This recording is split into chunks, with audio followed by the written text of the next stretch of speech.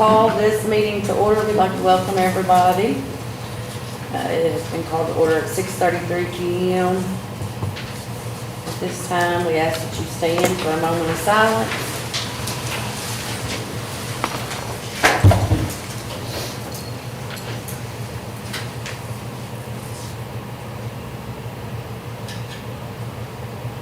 And now the pledge.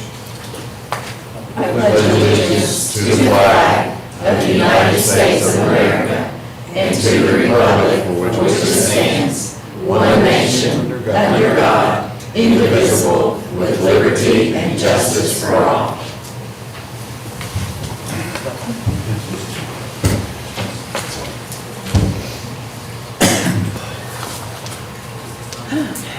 Item number 1, item number 2, review of the agenda and adoption of the agenda. The only thing that I think we need to kind of add is maybe adding a date for the work session, because we never really decided on a date. If you all want to do that, just so we can set it in stone. There's also a couple other items that must be added. What about this certified evaluation? Okay. Does this need to be added to me? He's got Yes. stuff to add. Yes. Okay, so let's do, give me 1 second, and I'll throw it to you there. 21 is as the work session. We'll set the date for the work session. Okay. Well, They're gonna set the that's what we're date. gonna set it on, at Okay. 21. They're gonna add 21 to set a work session. 20A, we've got 21. Oh, yeah, 28, you're right, Sherry.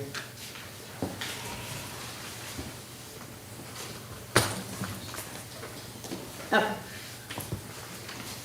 Is that, do I guess I've got 3. Yeah. Okay, Yes. so we're good with that, so now you. We want to add the approval of the certified staff evaluation plan to the agenda. That needs to be passed for this year. Okay. So you want to put that under student learning and instructional service, 6A? Where did you say, I'm sorry? You want 6A? Just make it 6A, a subsection A for that. Yeah. That'd be great. Okay.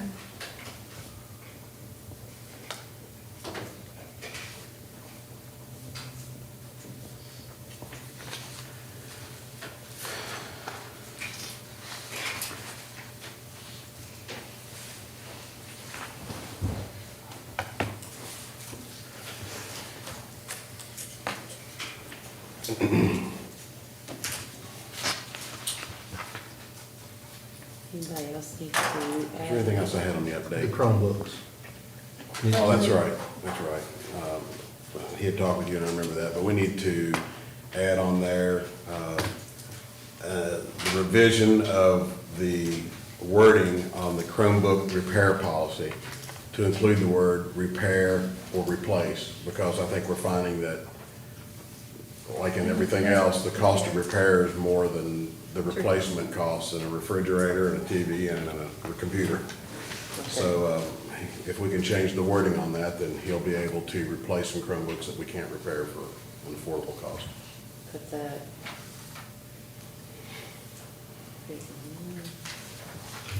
And Mr. Cason, you will present that? That kind of Thank you. needs to go with the handbooks and stuff, wouldn't it, Brian? 16. No, it would go down here with, Student support services. yeah.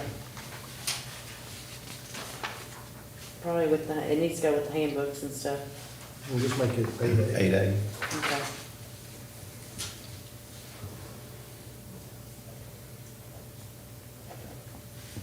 What do you label it as? 8A.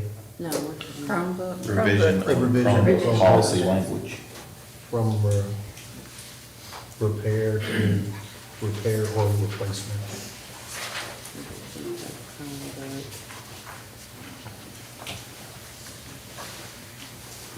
To repair or replacement, from repair to repair or replacement.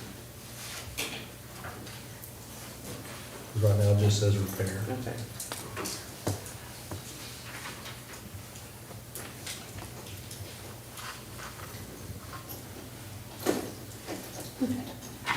anything else?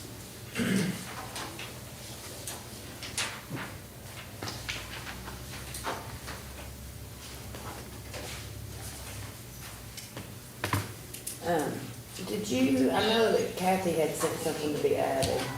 Did you see that today?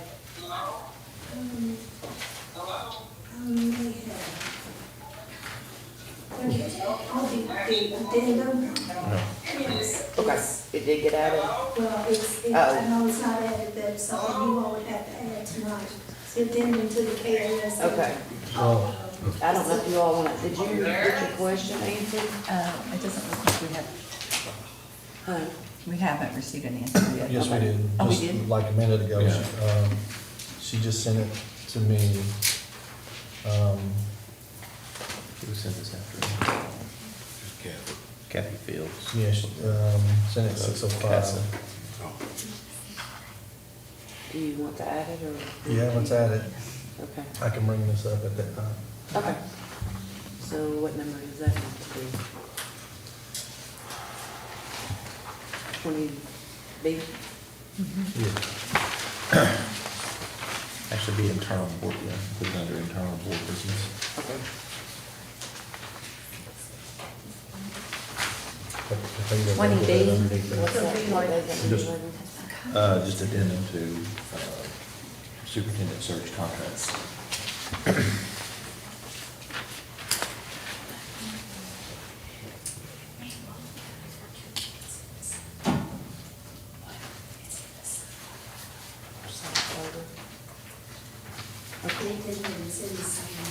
Oh, okay, gotcha.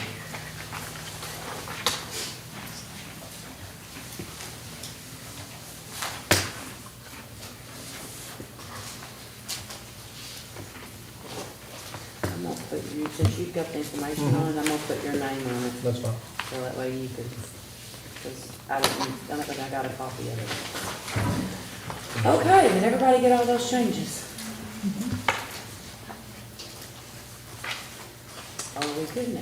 Any more changes, or? Not, would anybody like to make a motion to adopt the agenda? I make a motion that we adopt the revised agenda with the changes noted. Motion by Ms. Considine, I'll second. second by Mr. Tolly. All those in favor say aye. Aye. Opposed? Motion carries 5-0. Item number 3, approval of minutes for the June 21st, 2021 special meeting, June 21st, 2021 regular meeting, June 6th, 2021 special meeting. July 6th. July 6th, 2021 special meeting, and July 12th, 2021 special meeting. Do anybody need to pull anything off, or? I think everybody was out. I think so. You were all present. We were here. Make a motion to approve item 3 is written. Motion by Mr. Tobey, I'll second. second by Ms. Hendricks. All those in favor say aye. Opposed? Motion carries 5-0. Student staff recognition. I'm aware of. Public comments. Okay. Student learning and instructional services. Update on Ready Fest. Ms. Bush.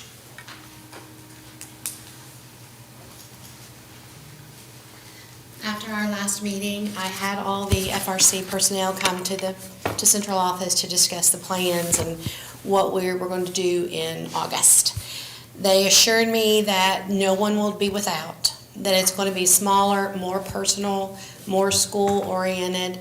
The problem was in the month of March, when they start getting ready for Ready Fest, the state was shut down.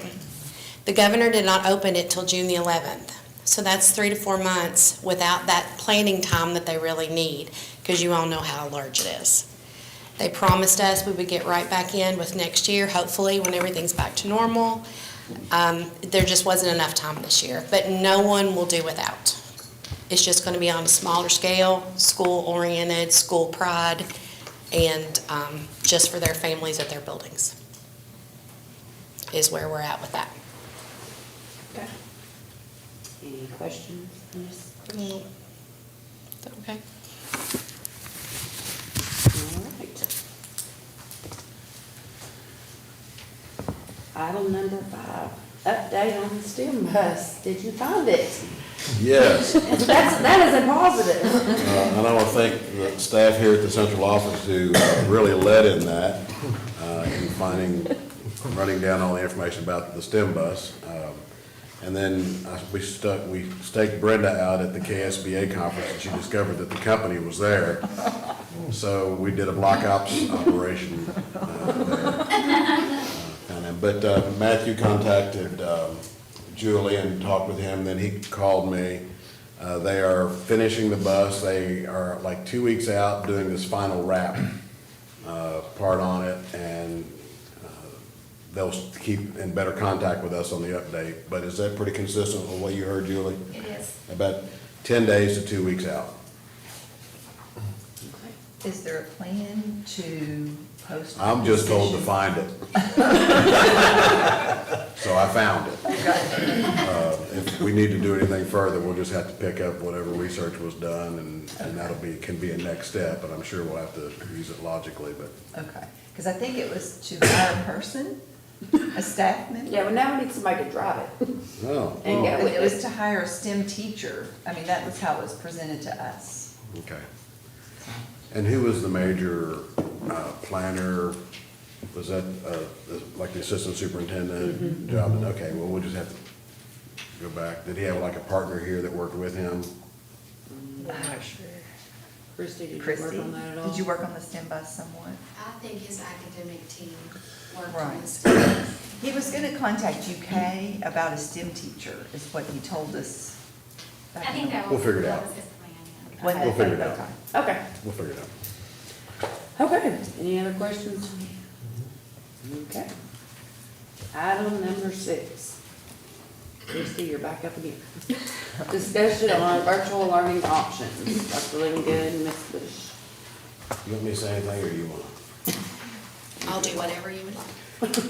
The main purpose of putting this back on the agenda, and we'll give you additional information beyond the main purpose. So the main purpose tonight is, I think at the June meeting, you'll have made a decision after hearing some information that we kind of gathered from KDE. And so the way the motion was, like, virtual learning was just not going to be an option for learning. And so a lot of things have happened since then. I think that KDE has really clarified that, number one. Number two, we presently have virtual learning, and really, if you look at our mission, where we're going to be, we join the community and address the individual needs of students. To address the individual needs of students, we may have to have virtual as an option. And I think that we're just going to look at it through a different lens for that. I think that how maybe we implemented it during the pandemic was not as effective as some people would have liked. There's a lot of loopholes. I think that Christie's been working extremely hard to gather other options, but we'll look at those options. But I think tonight all we need to do is make sure that if you all are in agreement with some of the thinking, to allow us to continue providing whatever opportunities for kids that we need for virtual learning to be on the plate for us to, because the Phoenix Academy uses a lot of virtual learning. That needs to be an option for us to use, and then I think we just need to manage it and organize it and plan it and do those things a little bit better. And so that's the main decision, and then you've got some icing on the cake as well. You kind of went above and beyond. Would you mind to pass the data from last year around, just for your reference, and you might want to look at that later. But the DPP department tried to analyze all the data from last year about students, and you'll see the schools are listed on one side, the total number of students that were in distance learning, and then the total number for the school. What their average is without divulging any privacy issues, you'll see, for instance, at Shear, there were 49 students out of 384. You'll see that 50% had A's, 12 B's, 19 C's, 4.8 D's, and 14.3 F's. You'll also see now that is for 3rd and 4th grade. Remember, they're not K1 and 2s with grade level that we're traditionally used to. And then that'll follow you all the way down through. If you see on the far right side, unexcused absences, they can range anywhere from 9 all the way up to, you can see 102. So that's just a little bit of what went on last year. Of course, everybody was in kind of the same boat with this distance learning platform. Dr. Livingood has had me contact someone in Florida that gave us some wonderful information, and that's all they do is distance learning platforms. So we've got some great ideas. We've done just a dummy type of an application process just to see what it would look like on paper. Of course, it would probably be a Google Doc that parents would fill out if that's the route that you all took. And from KDE, Franklin County, we'll have to give a kudos, said that they were really good and doing a good job with what they're projecting to do. So we're kind of reading from their county as well. Because I promised we would not let it die. We would still talk about what's best for kids ever since the day we looked at our KDE waiver that we did. I still only had 2 phone calls. You all may have a lot more than we get here at central office. And we work through them right now until things have changed with home hospital. And then just tell them, you know, it's just July, whatever day they call. Stay patient with us and call back at any time and we'll update you. And that's kind of where we're at right now. Most schools, and philosophically, I like the kids being in school, but we're in 2021. I think we're just going to have to use every resource we have available to meet the needs of all the population, and virtual learning may be one of them. A lot of districts are really ramping up. And so, they're able to, you can go anywhere for a virtual learning school. And we have the resources and the personnel and the brains to do that type of format really well. We just need to organize it better and apply it better maybe than we have because it's new. We have to have something on the back burner. I keep getting text messages from our mayor who keeps me up to date on exactly how many cases, and when we get increased numbers of cases of the new strain, then we want to make sure we're preparing for the worst and just hope it doesn't happen, of going back to a more restrictive learning environment. But it's better to be prepared and it not happen than it occur and us be wringing our hands wondering what we're going to do now. Kudos to Mayor Bergner, who texts me every day on the status of cases in Montgomery County, which helps us be informed and make informed decisions. So that's another thing that's out there. So tonight, the major thing we need to do is to get a motion. Brian will have to advise on how we word a motion to rescind that to allow us to pursue any virtual learning opportunities. Is that what the majority of the board, because I know that's where I guess we got to start there and make sure you all are okay with that.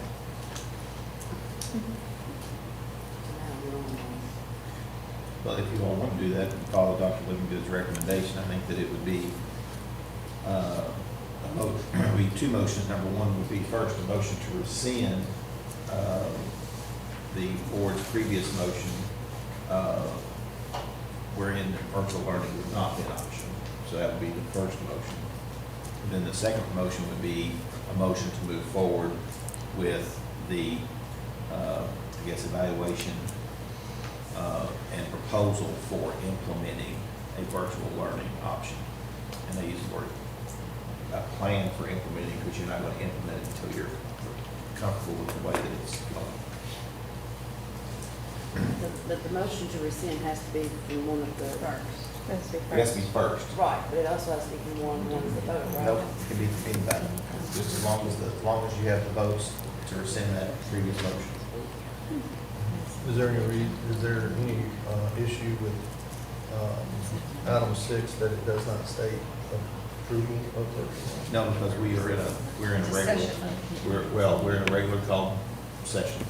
Okay. And we're taking action on this particular item. So, you can always go back and amend it if you wanted to, but in this particular case, since it's a regular scheduled meeting, we'll go and take that action.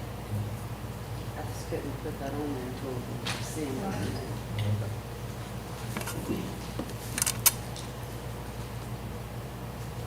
In your plan, are you planning on addressing the high percentages of Fs? I'm sorry, high percentages of. Of students receiving Fs? Well, I think that's probably the driving thing. That say it doesn't work, especially if we're trying to meet our mission statement. Where we meet the needs of every student, and evidently we're not. If, a failing grade, from a teacher's perspective, I felt like I failed that child by not figuring out an avenue or support.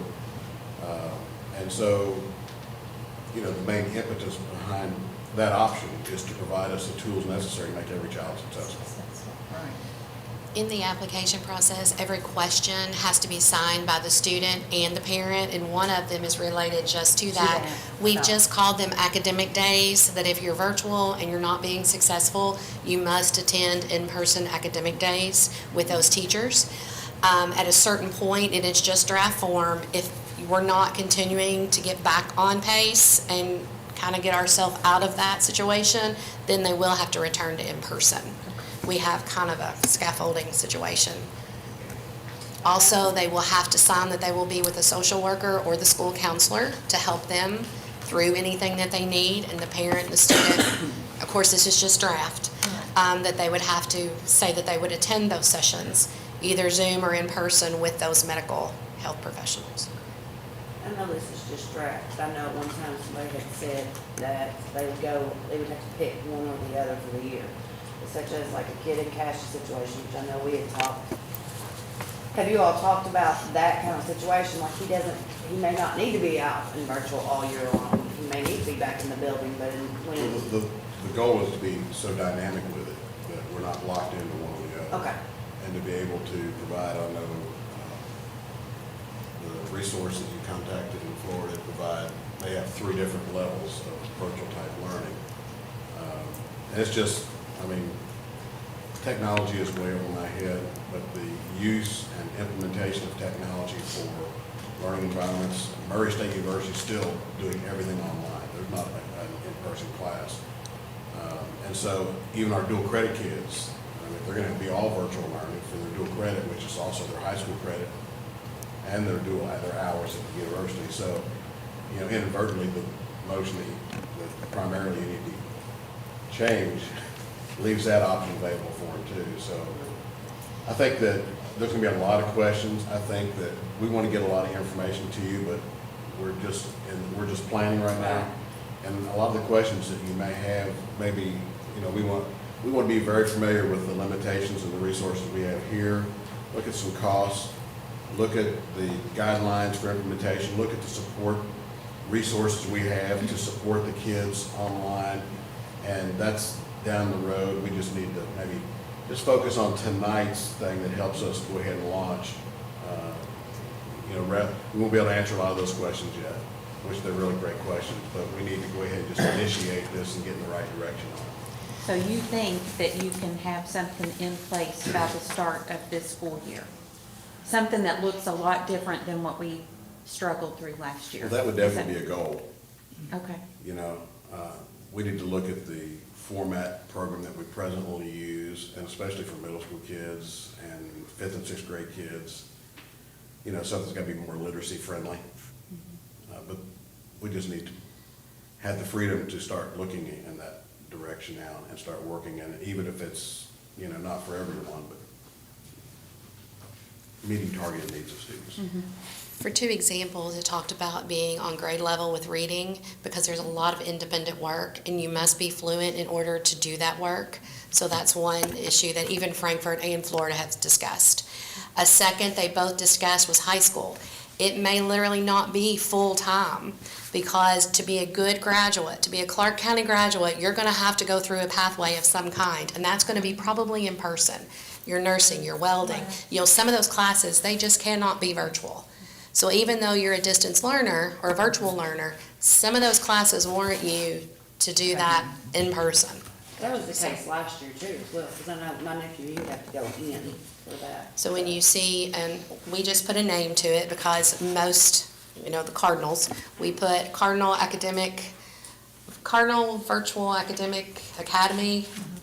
We had a little acronym. I can't remember. Because if we stuck with the 12. Virtual Learning Academy. Thank you. A mouthful, yes. So it's probably 7 or 8 pages or so.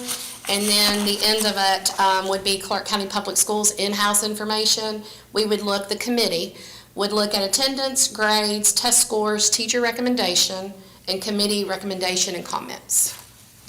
And then, of course, all of the information would be filled out either in writing, in paper, or a Google Doc. And the parent and the student have to be involved. Once we initiate it, I'll be having a presentation Thursday, and we'll be looking at how some of the ESSER funds have been, delineated, that we've gotten out to the schools so that we can make sure we involve them, because they're the implementers of this that make it work or make it not work, so. Now with KDE, just like we talked about before, we can still piggyback that with A5, because, Phoenix is an A5 school. We don't have to reinvent the wheel. Or it can be just what Dr. Livingood said with the schools.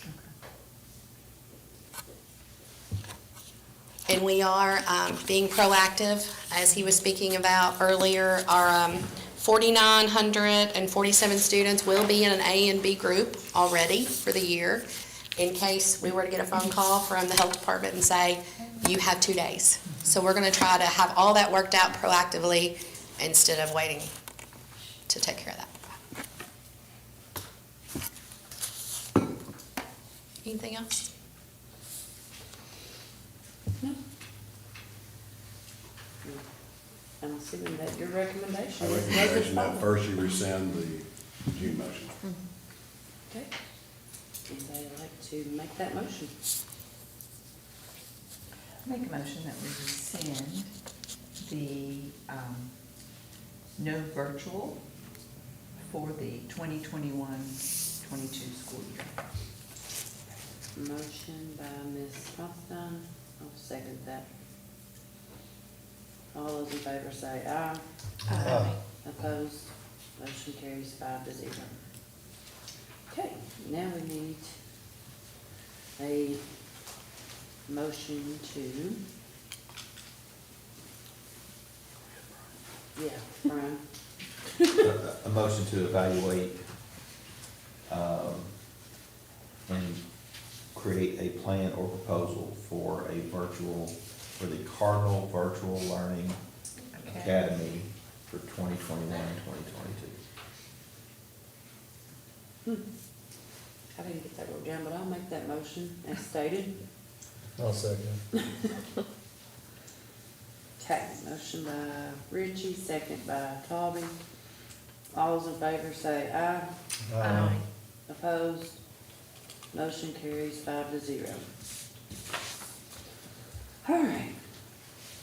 Item number 6A, approval of certified evaluation plan. Dr. Livingood.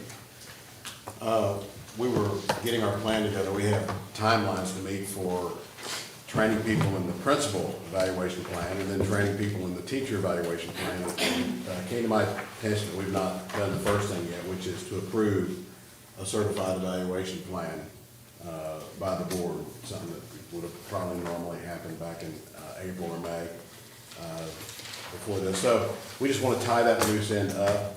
We have pulled, it's pretty much straightforward. Legislatively, everybody has to use that Charlotte Danielson, the professional growth and effectiveness system. So the only thing that's different is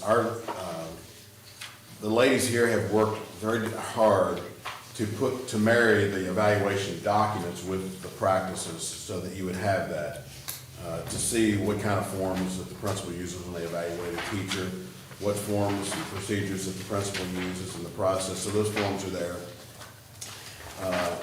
You can do other evaluation plans, but you have to go through a waiver process for that. And the time for that has already passed, so that if the district ever wanted to do that, that would be up to the district. But right now, it's pretty straightforward in the professional. Most of the evaluation plans are stemmed from this growth model, which are really good for improving.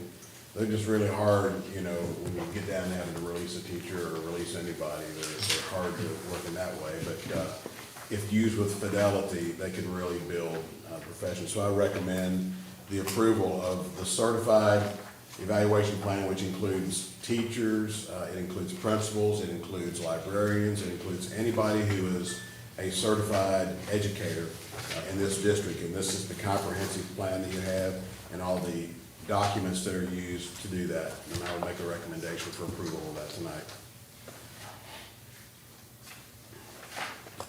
I make a motion Motion to by- approve the certified evaluation plan.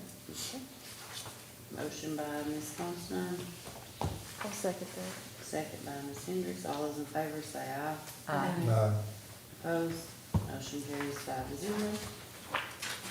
Item number 7, consider approval of second reading of policy updates. Dr. Livingood.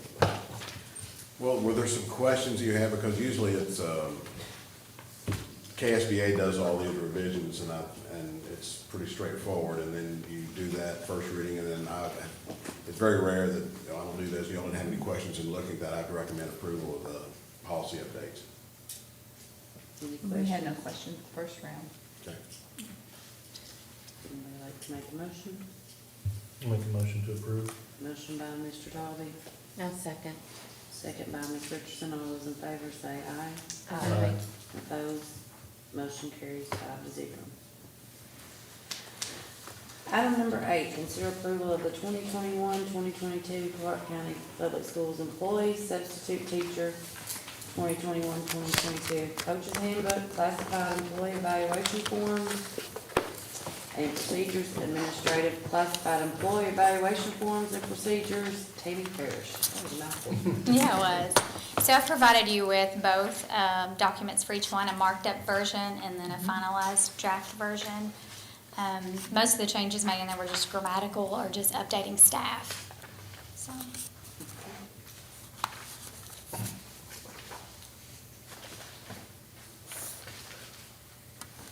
The only thing I had a question on was the appeals committee for the administrative classified evaluation.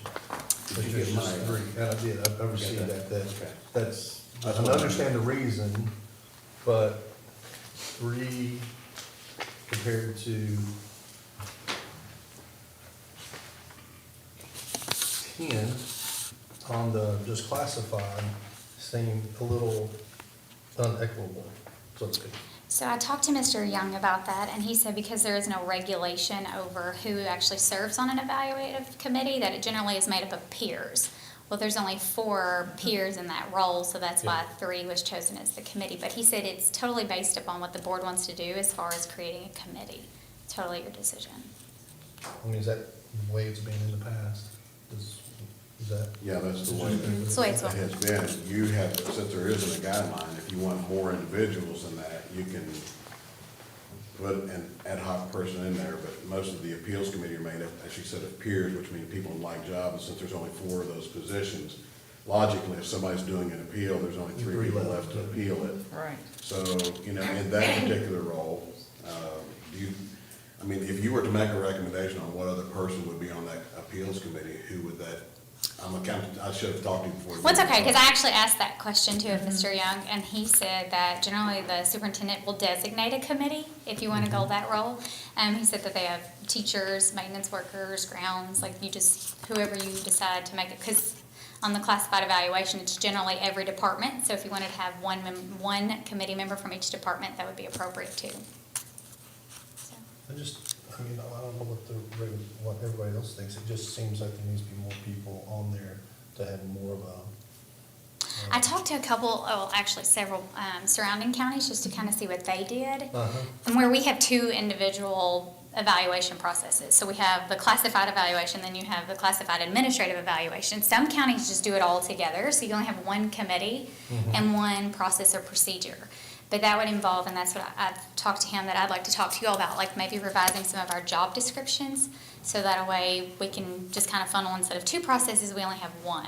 And as far as procedures for evaluation, then we only have 1 committee that would oversee all of the appeals. Is that what most districts around us do? It was half and half. So, but like the bigger districts just had 1 process. You know, I would figure, one process would be better. Well, and 1 manual too, is kind of what I was thinking, Yeah. 1 handbook. So are you making the recommendation that the appeals process that we use for classified, are you saying that that's the one that you would like to see us use for all classified, even the administrative? Well, that's new, that's just brand new that, I mean, I just learned that, so Okay. I'm not sure, I don't know what the downfalls, or if there is any, to make one. So the only one difference procedure? between the two of the counties that I talked to is that the administrative classified staff is evaluated based on their supervisory roles. So they are supervising other staff, whereas just general classified, they don't have supervisory roles. So that would be the biggest difference. And you can keep the three and then say, and you, instead of limiting it to three, you can say the 3 here individuals plus any designee of the superintendent, Exactly. you know? So you can add that to it, and I think that would Cover give it. them opportunity to add 1 or 2 more people or himself to the process. So keep them separate, but have the ability to, for superintendent to add a couple more. For the very reason that Ken just mentioned, since they probably supervise a lot of those classified people, it's hard Yeah. for that to, it would be difficult. So I think that if you just open the doors to restrict just 3 on the appeals, 3 appear, and then just add to that, and any designee that the super wants to add to the appeals committee. Yeah, I think I that'd be like good. that too, I like that, I mean, I'd like to have 2, so it's an uneven number, so it's 5. 2 designees. Two designees. 2 designees. Yeah. So I'll make that motion that we add that to the administrative classified employee evaluation.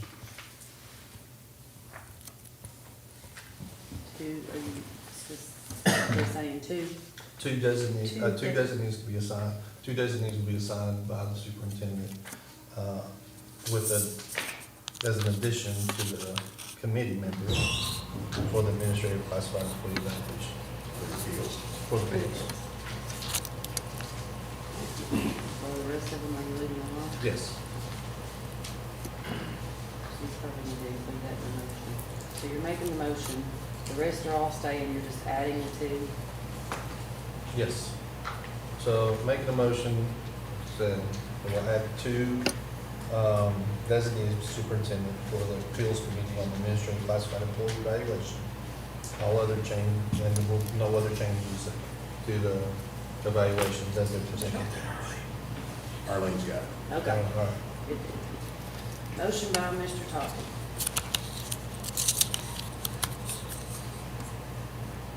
Second. Second by Ms. Constantine. All those in favor say aye. Aye. Opposed? Motion carries 5-0. All right, so item number 9. Discussion. 8A. Oh, 8A. 8A. All right, wrote it over here. 8A. Justin, revision of Chromebook language. Right, yeah, I apologize for the lateness getting on this on the agenda. I'd made a little note to myself to revisit this, and then that note popped up Thursday of last week, and oh, whoops. So just what I had said, or what was said earlier is, last year about this time, you all approved a Chromebook repair fund where each family, or each student pays $5 to use the Chromebook, and then there's an additional $50 fee if they actual damage the Chromebook. And that worked out really, really well, and it really alleviated a lot of the funding that I thought we were going to have to use to take out of like CETS funding and general fund funding. So what's happened though is every school, all 8 of the schools that had access to this fund have at least a couple of $1,000s left, and but the issue is that, as Dr. Livingood said, a lot of the devices that are left to repair, would cost over half of the device's cost to repair it, or it's ready for surplus, or it's been surplus, or the entire device itself has to be replaced, i.e. someone spilled milk in it, that sort of thing.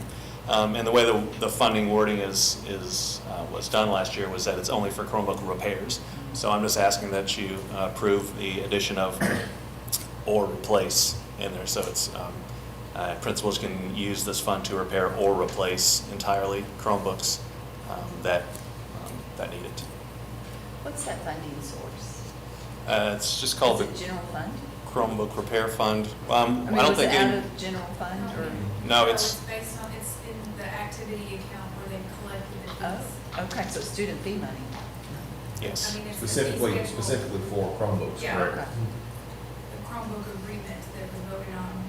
So right now, that's solvent, meaning that we've had less repairs and replacements than what we're taking in. Sorta. If you walk into our office, you'll see that there are boxes of Chromebooks that need repair, but as I said, they're of the state where the principals are kind of hemming and hawing, and I don't know what to tell them because, yeah, you're right, it would take, So- $120 to repair this device that's a 2017 Chromebook and is going to be end of life in 1 year anyway, Yeah. so.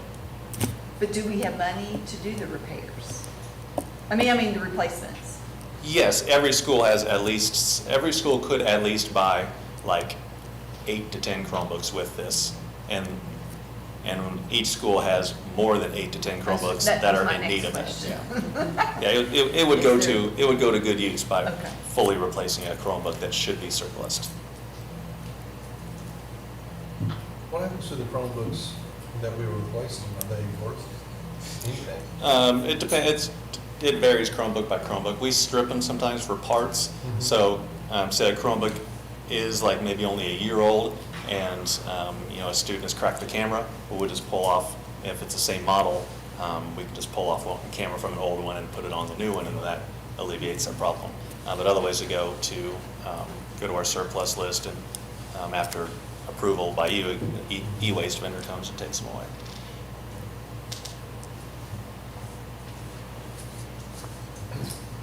I make a motion. Go ahead.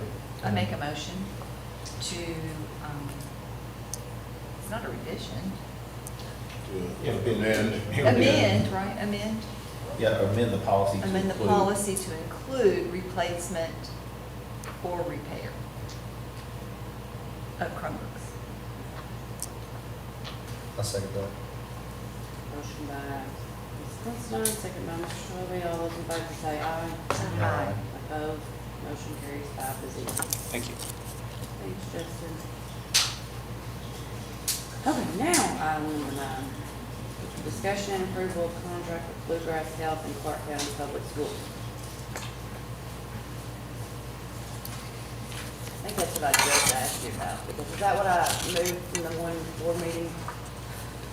I'm sorry, I don't remember. Okay, I don't know. Yes, Okay. yes. I was thinking we didn't get it back on, but okay.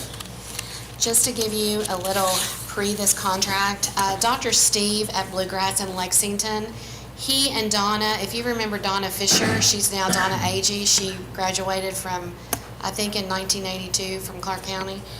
She works there now, and they were writing a grant with 6 other counties. So she was going to see if we wanted to be in one of the 6 counties.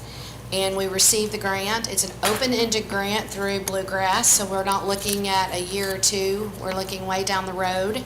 Our long-term would be a clinic that would be, since we're building a new preschool, possibly attached to that preschool because it's going to be a new facility. But right now, it will be housed at Phoenix. If you're looking at Phoenix, on the left side, there's a door that's by itself you can go in. It used to be Mr. Stump's old office. So that will be partitioned off to have 2 exam rooms and a triage. You'll have a nurse practitioner, a social worker, and a drug and abuse counselor, all paid for by Bluegrass Health and this grant. It will not cost us insurance, monies, and salaries or anything like that. What would this clinic offer? Well, we're looking at immunizations. We just sent out 1,700 letters for immunizations that are either outdated or due now. So that could be a plus if a student is looking at a month or 2 down the road to get into a physician's office. This clinic could take care of that for us. If we have a student or a staff member who has to be under the weather a little bit that day, they can't get into their doctor, they can go to this clinic. Sports physicals, you have to have one before you try out. That could be another avenue. The only issue looking with Dr. Livingood and Mr. Brian Thomas was number 10 through the contract. They had written it, and I've already spoken with Dr. Steve. Clark County Public Schools shall solely be responsible for the procedure to transport, if you read into the whole number 10. Well, we really can't be obligated to that. He said that was no problem. This was just a generic type contract. He would be willing to take that out.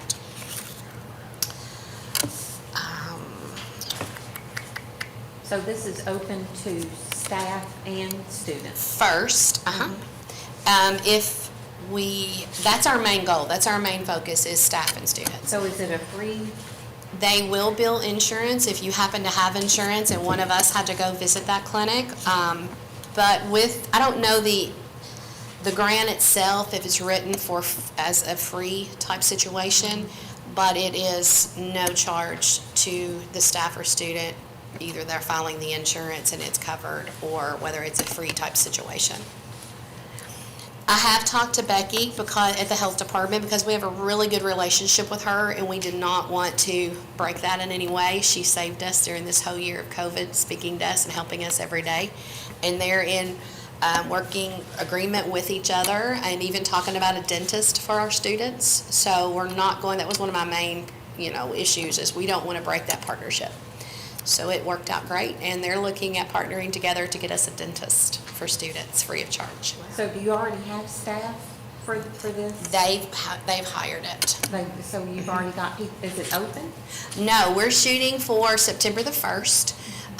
Mr. Stump was gracious enough to give us some linoleum because it had carpet in his office, and if you were to get sick on that carpet, that would kind of be a little nasty. So we have to put 2 sinks in for washing hands between patients, and we have to put the linoleum down. Our maintenance men have put up a wall between the Phoenix Academy and the clinic itself. It just happened to work down the hallway, a perfect transition there, so Phoenix can continue their business, and the clinic can have an open door from outside, and they can do their business. Is that why Phoenix was picked, or? Well, we actually had 3 situations. Number 1 was RDC, and it was going to cost a lot of money to get vestibule doors put on the H-wing from one end to the other to keep RDC students safe, the clinic safe, and that was just too much money on us right now.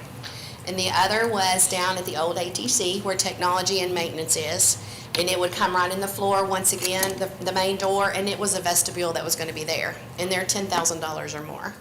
So in this situation at Phoenix, it's just a door that we already owned. I don't know where they got it, but we already had it. And the maintenance men putting it together, and then some linoleum. There's 2 restrooms there. There's 2 offices. They're paying for all the equipment that goes inside it. A nurse practitioner. We just supply the space and the electric. And it looks like it's all completed already. Is that not the case, or is that the case? Just about. Just about.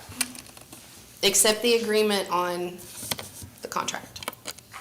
So what was in that office prior? I mean, because I know Donald wasn't obviously in the office. No. Phoenix Academy had all of their employees, just offices everywhere. They had some social workers, they had a counselor, some storage. There just happens to be in that old office what they had their court-type documents in, and that's going to be the immunization and drug, where it can be locked separately and nobody will have a key except the nurse practitioner.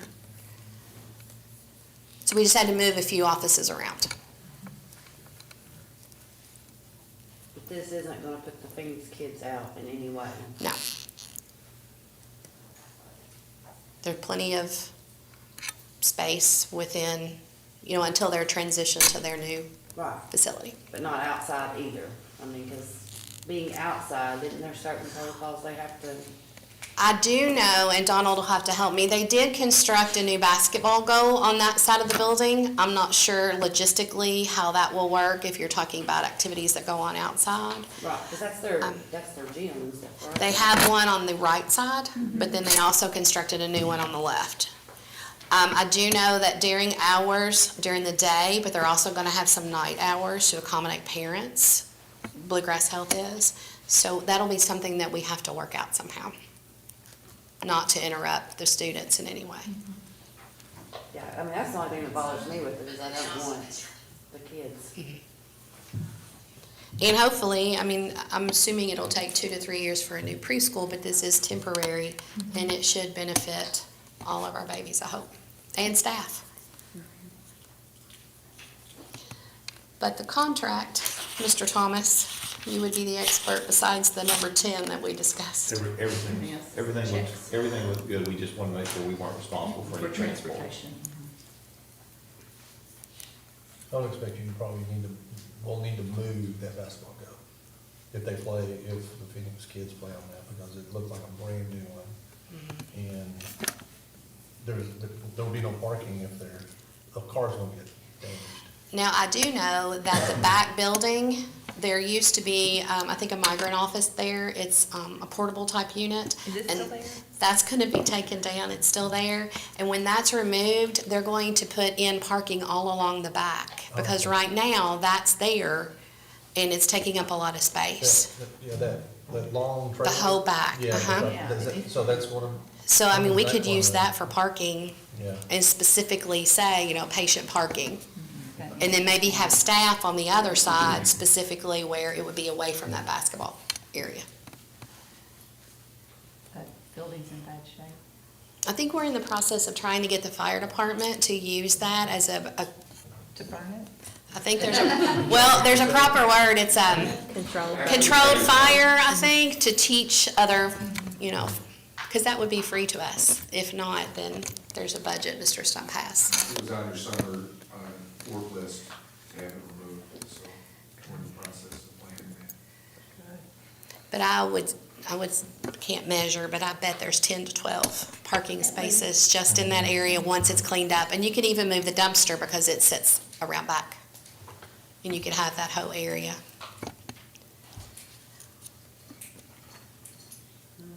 Any more questions, comments? If not, would anybody like to make a motion? I'll make a motion to approve the contract with Bluegrass Health and Clark Public Schools, striking number 10 out of the contract. Motion by Mr. Tolby, I'll second. second by Ms. Richardson. All those in favor say aye. Aye. Opposed? Motion carries 5-0.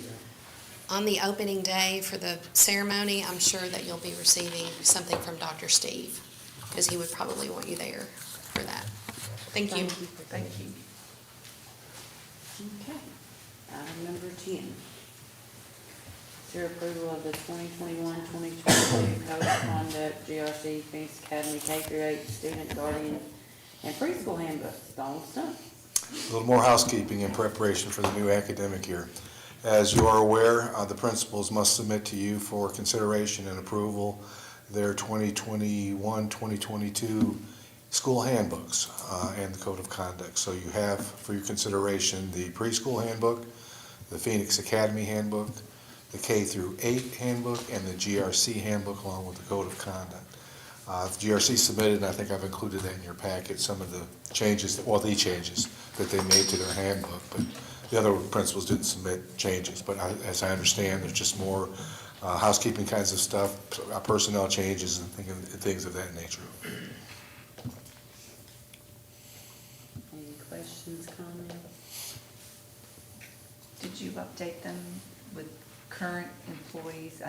Yes. I saw Scarlett's name. On one of the handbooks, if you'll, Uh-huh. which one was that? I'll be It glad was to share the with that kindergarten principal. through 8th grade. I'm trying to think where I saw it. It's way in there. Well, maybe not way in there. It's, as Title I, you can contact HR if you want to know a teacher qualification. Let me see if I can find that. And it referenced Scarlett? We just need to place Tammy's name there? Yes, and I Okay. think there was maybe another page that had Scarlett's name. I guess I could just, Yeah, I had a couple of notes here on item 10. Code of Conduct as on date 2019-2020. Includes Ms. Scarlett Lyon and Mr. Paul Christie's information. Okay. There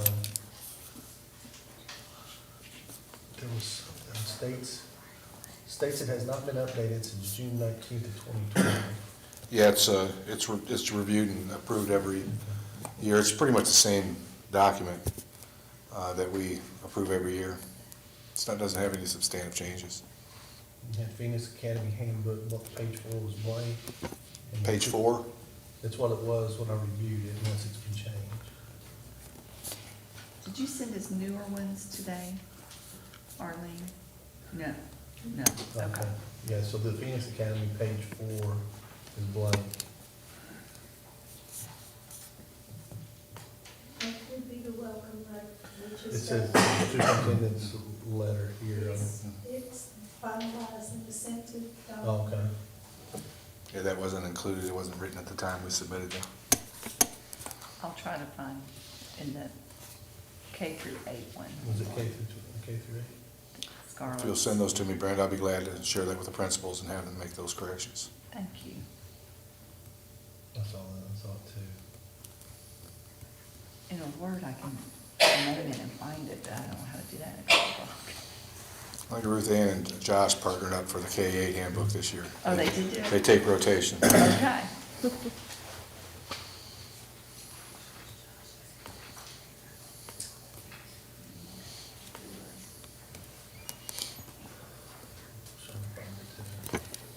I'm scrolling. I may miss it because I'm trying to do it fast. Brenda, if you hit Control F, will it give you a find box? Let me try that. Control F. I did. I learned something.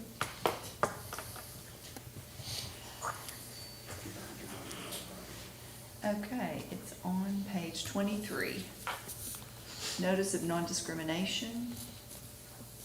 That was in the K-8 handbook? Mhm. Okay.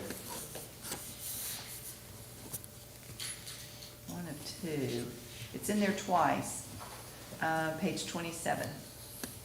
Notification to parents and guardians. I'll let those two principals know. Okay, thanks. Okay. Any other questions or changes? Anybody like to make a motion? I make a motion to consider approval of the 21-22 Code of Conduct, GRC, Phoenix Academies, the K through 8 student handbook, and preschool handbook. I'll second that. All in favor, say aye. Aye. Approved 4-0. And you're gonna let them know? I will. Thank you. All right. Item 11, consider approval of 2021-22 transportation manual. David Nichols. Along those same lines as the previous two, each year we bring this before the board for approval. It's the transportation manual or handbook. It's important to note that this handbook does not take the place or supersede our employee handbook, but it just has specific language in regards to our transportation department, like CDLs and random drug test policies and along those lines. So the only changes that we made previous to tonight is the cover page, which obviously has the date, has the the board members and the administrative staff.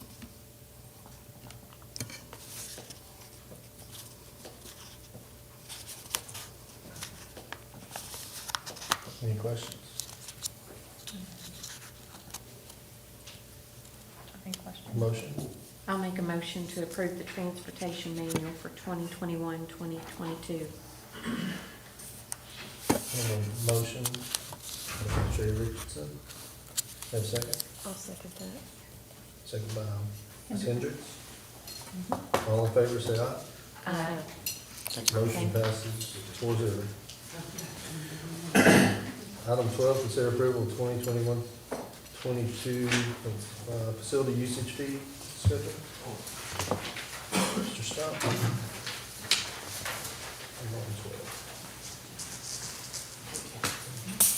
Okay, as is required annually, the board must approve the upcoming school year's facility usage fee documents, and this year we're proposing to the board to revert from your old document, which I've included in your packet for your review, to a new document. This new document is the document that many of our school districts in our state utilize, and what I really liked about the document is it also includes a lot of the references to policy and procedures regarding community and private use of our facilities. So I'm open to suggestions for you, but I would ask that you consider the new document as it's being proposed to you. The fees are up for discussion. I've just placed those in there as safe markers, but I think I would argue that all principals who typically are responsible for leasing or renting their facilities out, pretty much negotiate prices with the community and private sectors to offer them a fair price in utilizing our facilities. But the new document does also, as I said, reference the requirements of the board to maintain certain insurance coverages, to not use tobacco products on our grounds, alcohol, weapons, things of that nature. So it really gives the users a lot more specificity regarding board policy and how they use our facilities and our equipment. So we have two documents in our packet. One is the facility rental fee schedule, and the other one's the school rental fee. Which one's the old one? The old one is, let me reference it for you. I've got it here. The new one is the one that has all of the, this is the one we're proposing. Okay. The old one was this one, and it references no policies. It's really kind of confusing. We've used it for many, many, many years, and I even had difficulty understanding how to utilize it. Okay, I was looking for certain things, so I didn't scroll that far, I'm sorry. The lighting and sound, 25 per hour. I mean, that's, I never have a principal call me and say, how much we charge for lighting and sound on, in our building. So we're proposing the other document. So I'll start. I think we have a lot of organizations here in Clark County, youth organizations here in Clark County. We have a lot of volunteers here in Clark County for the youth. I think our facilities that we have built are not only for the kids and students in those buildings, but it's for the community. It's for our youth, it's for our taxpayers. So for any youth organization that has students in Clark County, I think it would be a crime to try to charge a youth basketball league or a team to pay $600 to use the gym. May I speak to that for a minute? Yes, sir. According to our policy we have, and we're going to talk about it when we get down the line, so it kind of marries that. But part of that, it comes to you for final approval, and you have the authority to waive all those fees, and most boards do that. Every time there's a youth organization or somebody doing something with kids, it's standard practice. You go through the policy or the procedure of filling out the appropriate paperwork, and then when it comes to the board, you just waive all the fees. But then you have everything, you have the document in place that gives them the right and the ability to use that under guidelines. And then it has the safeguarding in place in case somebody got hurt or somebody fell down the steps, at that event. But it doesn't gouge them for the use of the facility, because I agree with you, and most boards would.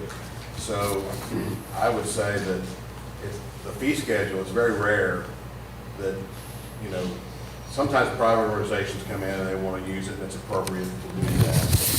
But most of the organizations that use our facilities are going to be part of a community that makes a big investment in us. And it's just standard procedure. When it gets to that, you just say, we waive any fees for that. But they would have to come in front of the board to... No, just the doc. I mean, in a lot of situations, you can choose to deal with those, or you can let the principal, the superintendent as the designee, if he knows it's a public one. It's put on the consent agenda, or it's a matter of information. However, it's up to you whether or not you want to see each of these that people use the facility, but that everybody knows about it. The principal knows about it, the superintendent knows about it, all the grounds people know, perfect paperwork, but you have waived the fee to cover that, and it clears up the communication and allows us to invest our property into the lives of the kids with the appropriate paperwork trail, the appropriate documentation with the appropriate communication. And then you just waive the fee, that's the cost piece that's the problem.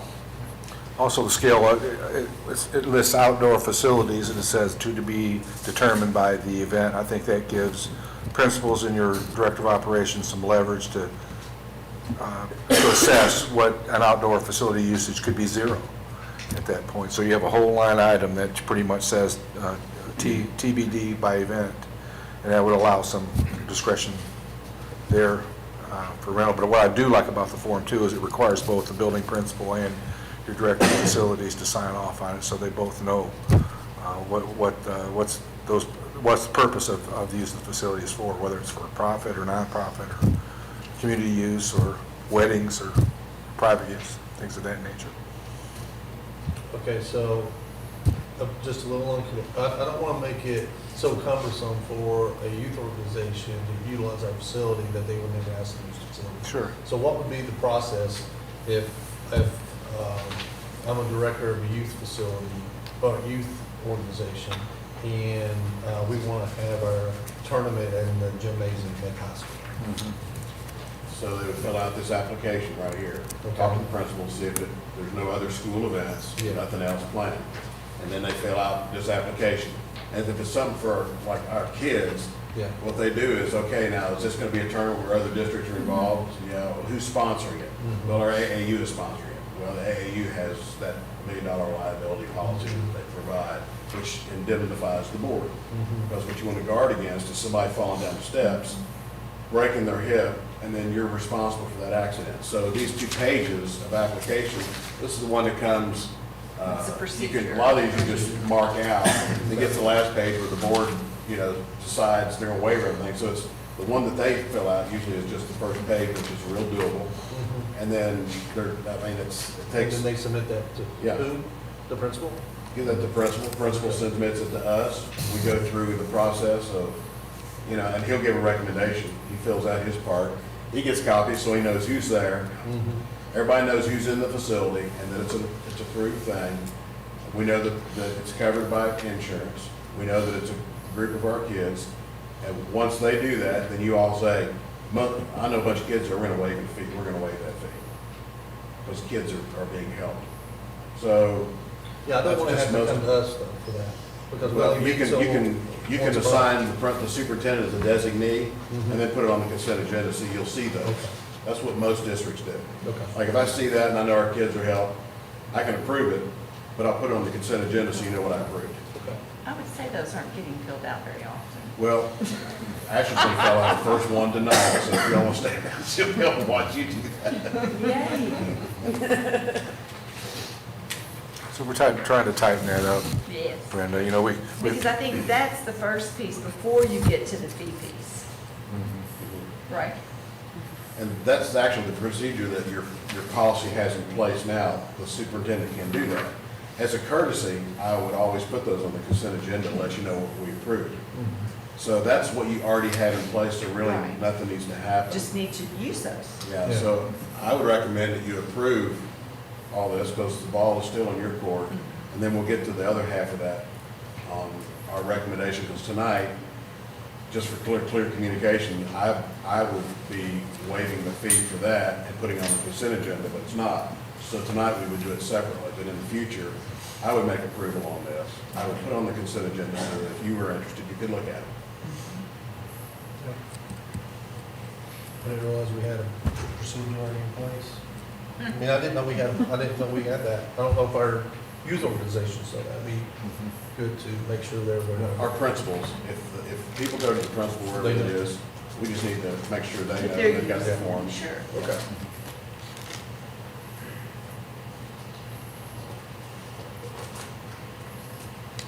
Any other questions?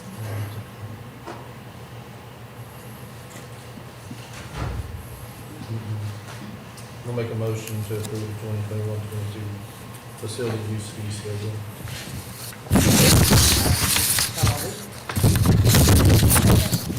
All those in favor say aye. Aye. Opposed? Motion carries 5-0. All right, item number 13, consider approval of an agreement with the Clark County Youth Association. Dr. Lee, Just to be retroactive, when Ashley fills that out, I intend to sign it, but since it's not on tonight's consent agenda, I would ask you, I would make a recommendation that you make a motion to pass the waiver of any fees associated with the use of that football field for the youth team. So that's what's in your board.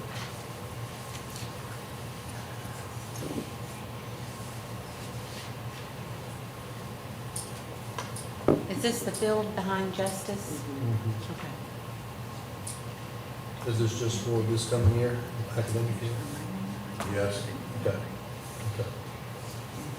So we need to do that again next year? Okay, every year? Okay.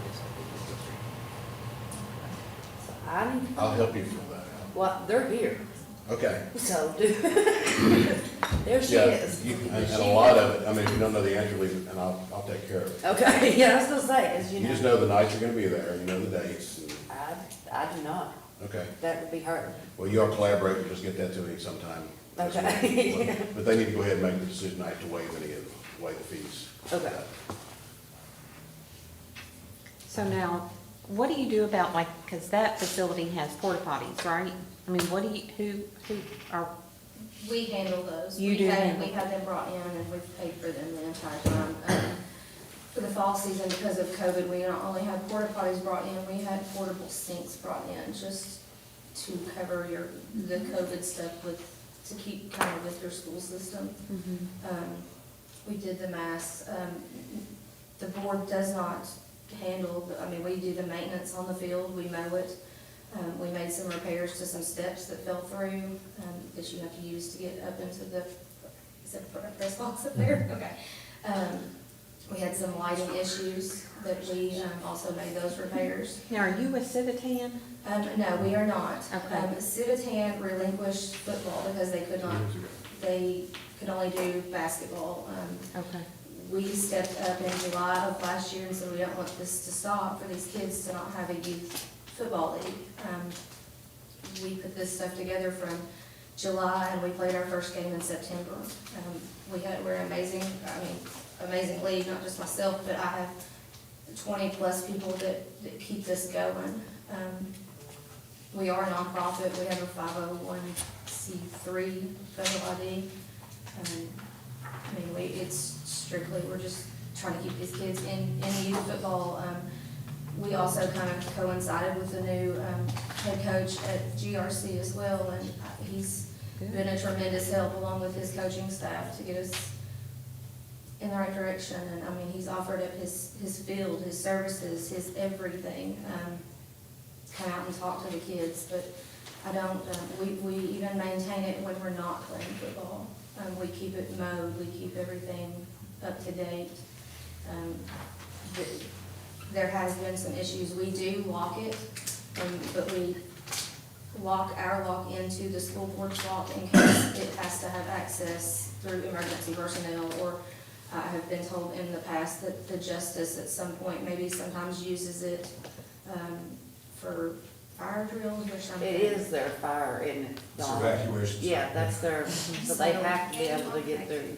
And we've kept, when Mr. Christie was here, anytime that we made any repairs or we did anything, I would call and leave him a voicemail just to say that I did touch base, or, I let you know that we were gonna repair the steps that had fallen through and things like that.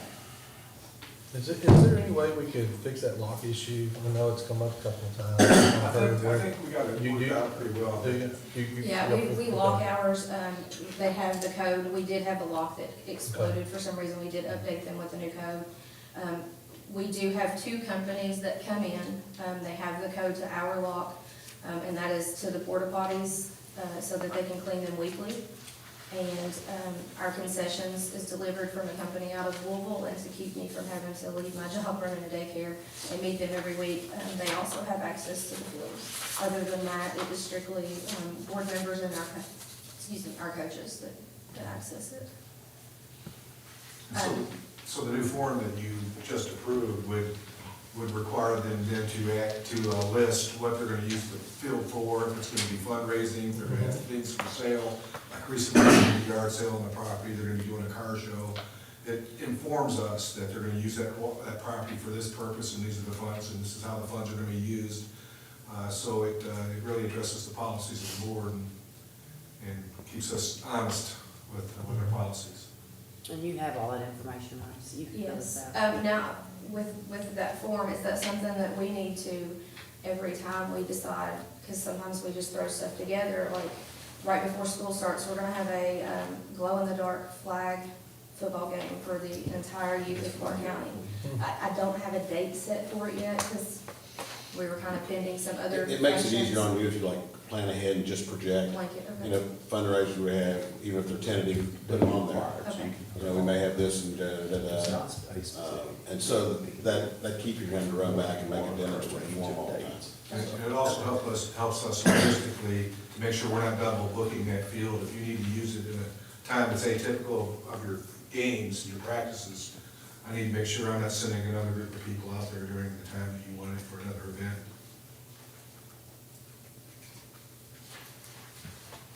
It's got dates required, that's what Brian was saying, so you can list several across through here. We won't just leave you hung out to dry, we will, well, they will help you. And thanks for taking care of any of the things that need to be fixed out there. Yeah, that's, We appreciate that. We need to. We also, the big, huge lights, Rymore Electric came out and helped us repair every one of those.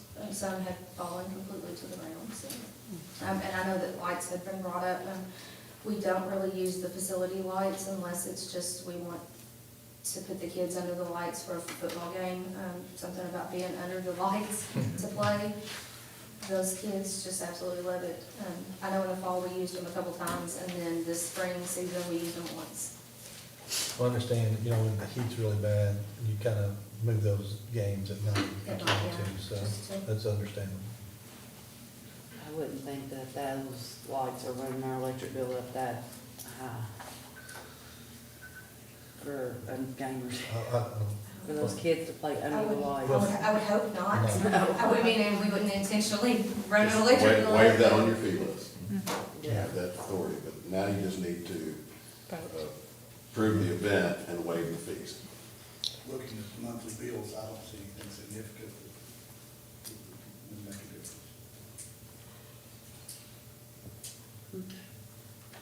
So, you just need to make a motion to approve the agreement with Clark County Youth Association for the football field, or for the field behind Justice for the calendar year, for academic calendar year.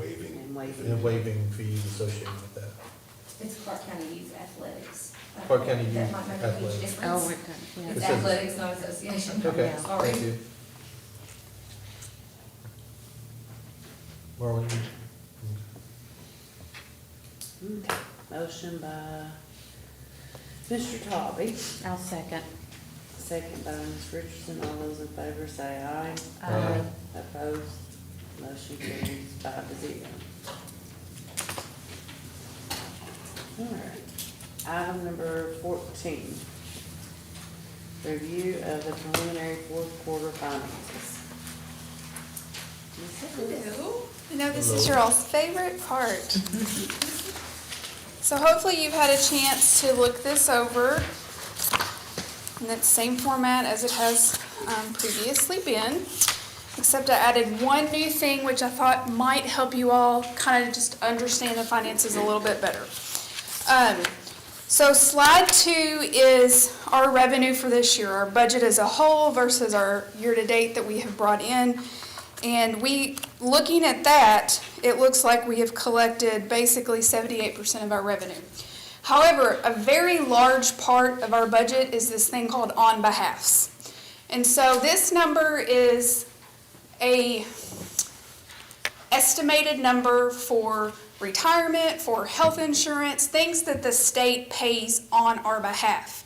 It's not money that we ever physically receive or physically spend out, but it's something that by law and how the audit and the finances work, we have to book that number. So we are told from the state every year what that number is. Like I literally just got the reports Friday telling me what that number was. So it is not in this information yet, because it's one of those we wait till the very end of the year until we get that number from them.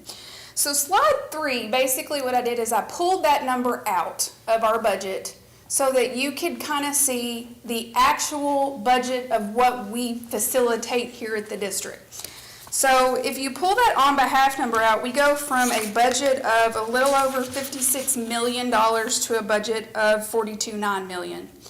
So $13 million is this on behalf number that we never get money and never spend out money, but I have to put on the books. So when you look at that budget of what we actually are doing activity-wise for the year versus what we brought in for the year, we collected 102% of our budget, okay? So that's really good news. We brought in more revenue than we budgeted, whereas, you know, last year when we stood here and had this conversation, we had a shortfall in our revenue from some budgeting issues. So we went into this year budgeting a bit more conservative than we did in the prior year, and even taking into consideration the COVID situation, thinking people might struggle to pay their taxes this year because a lot of people lost jobs and did not have that revenue. Well, going that conservative route, we actually collected way and beyond taxes than what we budgeted. So every category of taxes was actually above 100% or more, which is wonderful news. So every category is spot on for collection or above, except for our utilities tax. It's a little bit lower. It came in at 95%, so we're not too far behind. And we've actually modified that budget for this next cycle down $100,000. So hopefully that'll make it match up a little bit better next year. Are there any questions on the revenue sides? Anything that you all are, okay. I did like the slide that you put in without. Without the on behalf, does that make it look a little, after, just conversations we've had, I thought that might help make those numbers look a little more real to you, I guess I could say. Okay, so expenses, if we'll move over to slide 7. And I did the same thing on this. I had on behalfs in there, which you can see they fall under that employee benefits 0200 section, and it looks like we've only spent 20% of our employee benefits. Well, the largest portion of that is that on behalf number. So if we move over to slide 8, that's more realistic of our actual expenses. So it's actually over. We've gone over, and it's 104%, and that is due to sick leave payouts. So from our retired staff, we had a lot of staff go this year with very large experience. They built up those sick banks, and we pay 30% to them when they leave, when they retire from us. So that is why that category is over. We budget typically around the 125,000 mark, which is normally we stay under that actually every year, and we actually were like 214,000 this year in sick leave payouts. So we had a lot of sick days paid out this year. But you can still see in the overall scheme of bottom line what we budgeted expenditure-wise and what we actually have spent out. Again, preliminary numbers. I'm still wrapping things up for the audit, and those numbers will not be final till November. But where that sits right now is there's $6.1 million we did not spend. And a lot of that was a lot of conservative spending this year because of the situation we've been in on virtual learning, but a lot of it is all these extra monies that we've been given this year. We were able to spend things on these ESSER funds instead of spending them out of our general fund. So there's a lot of things that got moved over to the grant that allowed us to have that much money to roll over. So between the revenue overage collection and then the 6.1, it looks like, again, preliminary, we're gonna roll about 6.8 million into next year for our beginning balance. That does not include any of those indirect costs that I had talked to you all about before. I have not booked those yet. I don't have all the final, I'm crunching all the numbers right now with grants and getting the year closed out. I have to submit my annual report to the state on Sunday, the 25th. So there's still a lot of processes that I'm in the middle of doing to close out the year. So that's why preliminary numbers. So hopefully that 6.8 goes up even more. We've budgeted $8 million to start our beginning balance with, so we're going to have a good chunk of indirect costs to put with that I have not booked yet. And that's about $2 million over our contingency right now, because we're at a $4.5 million contingency at the moment. So even if nothing else happened and we only rolled the 6.8, we're still adding $2 million into the budget next year that we don't have in contingency right now. Questions on expenditures? Again, preliminary numbers.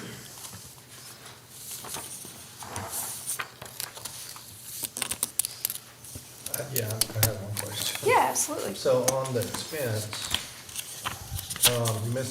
you mentioned, some of the grants and ESSER funds. Is on the debt service on category 800, is that where we? That's where contingency sits. So you've got a budget of 5.3, but 4.5 of that is your contingency budget. Oh, okay. Okay. And so the 732 is the debt side of stuff. Okay. Thank you. Uh-huh.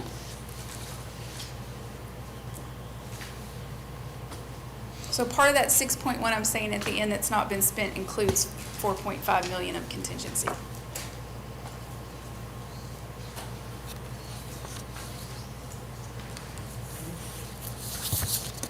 other questions? Thank you all. Thank you.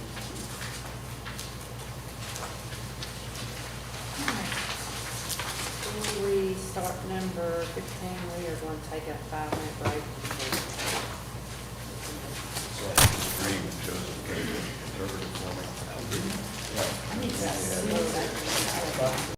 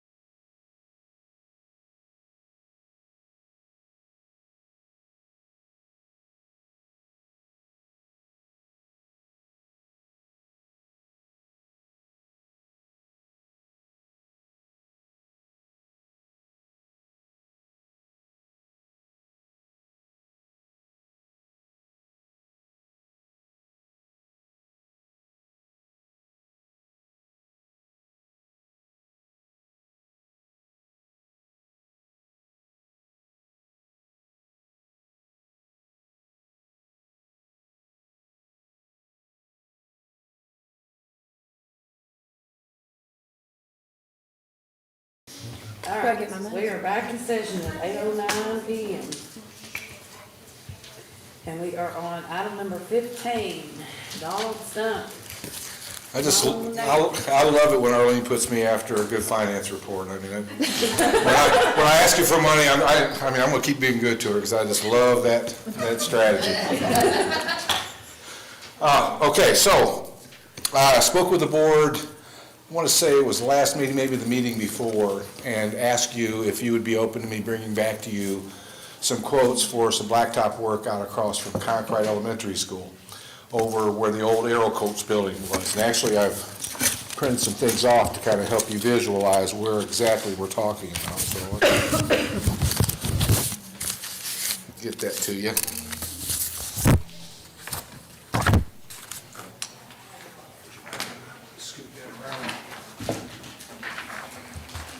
So not too awfully long ago, the board approved the demolition of the old Aero Coach building. We were considering that as our preschool site, and we've kind of taken that off the table at this point. So Concrete has an area that they stage their parent cars in, and it's up here on the board as well. And I've kind of thought it might be helpful for me to picture this. We're in proximity to Justice and Concrete, the old Aero Coach building, and where this parking structure is off to the right. Most of you are aware of how that lays out there. So right now, that used to be old parking area for the Aero Coach building. It's old, it's deteriorated. We patched it with gravel and rock. There's been a lot of holes in it. When it rains, it gets nasty. A lot of our parents are stacking in there 4 floor lines deep. They come 2 in the top, 2 in the bottom, as you can see in the picture. And then they kind of meet at the end, and the principal at that school has staff out there that's kind of regulating people out one at a time and getting them, and they're going in front of the building and departing after they're picking their students up in that pattern. So what we would like to propose to the board is your consideration to do some blacktopping in there to keep our parents' cars out of the gravels and out of the rocks, and to allow it to be a more conducive place, and stacking cars as they're exiting or picking up kids at the end of the day. So I advertised that out. I did an RFP, had 2 companies submit bids for the work. I walked them out there. We viewed the site. Had Allen Company submit a bid, and Laymore Paving locally submit a bid. You have those bids in your packet for consideration. So having said that, I'm open to any questions you might have, any comments that you might want to throw my way, but we would like to ask for your consideration to address that area. It certainly is the worst parking condition for our parents in the district. Now, as far as funding goes, we would propose that that project be funded out of a capital outlay project, not out of the general fund, and our finance director has informed me that we have sufficient funds in our capital outlay budget to certainly accommodate that project if you are interested in us pursuing further.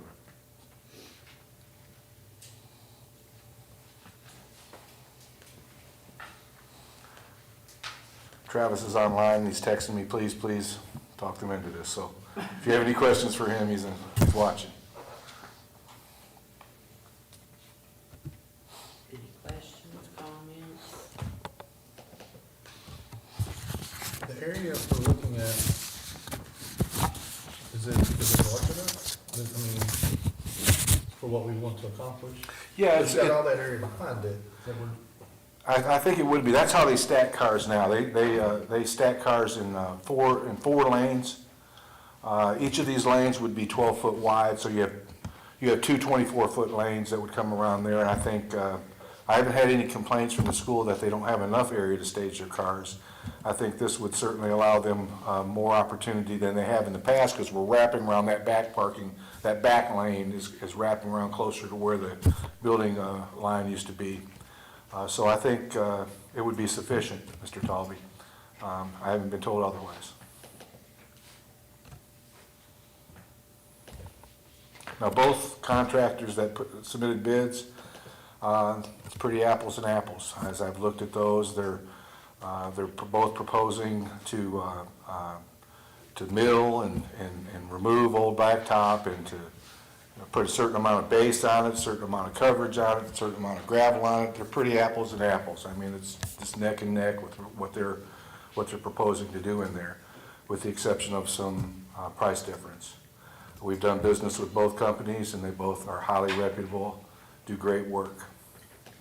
So you have a note on the bottom of this bid tabulation about Laymore quoting an alternate entrance modification. I do. Is that included in that? Not in his base bid. Thank you for bringing that to my attention. That did slip my mind.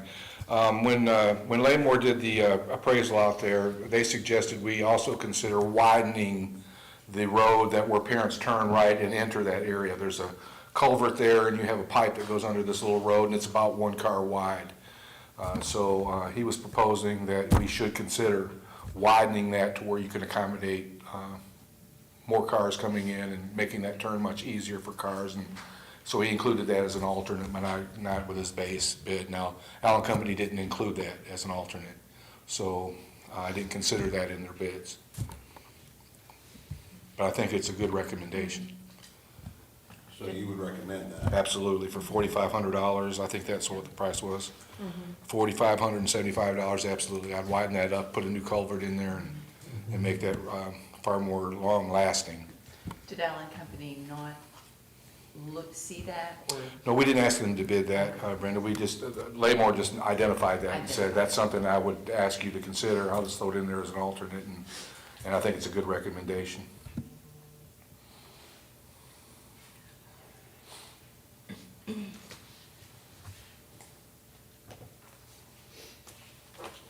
Well, I'll make the motion to approve the bid to resurface the parent staging loop at Concrete,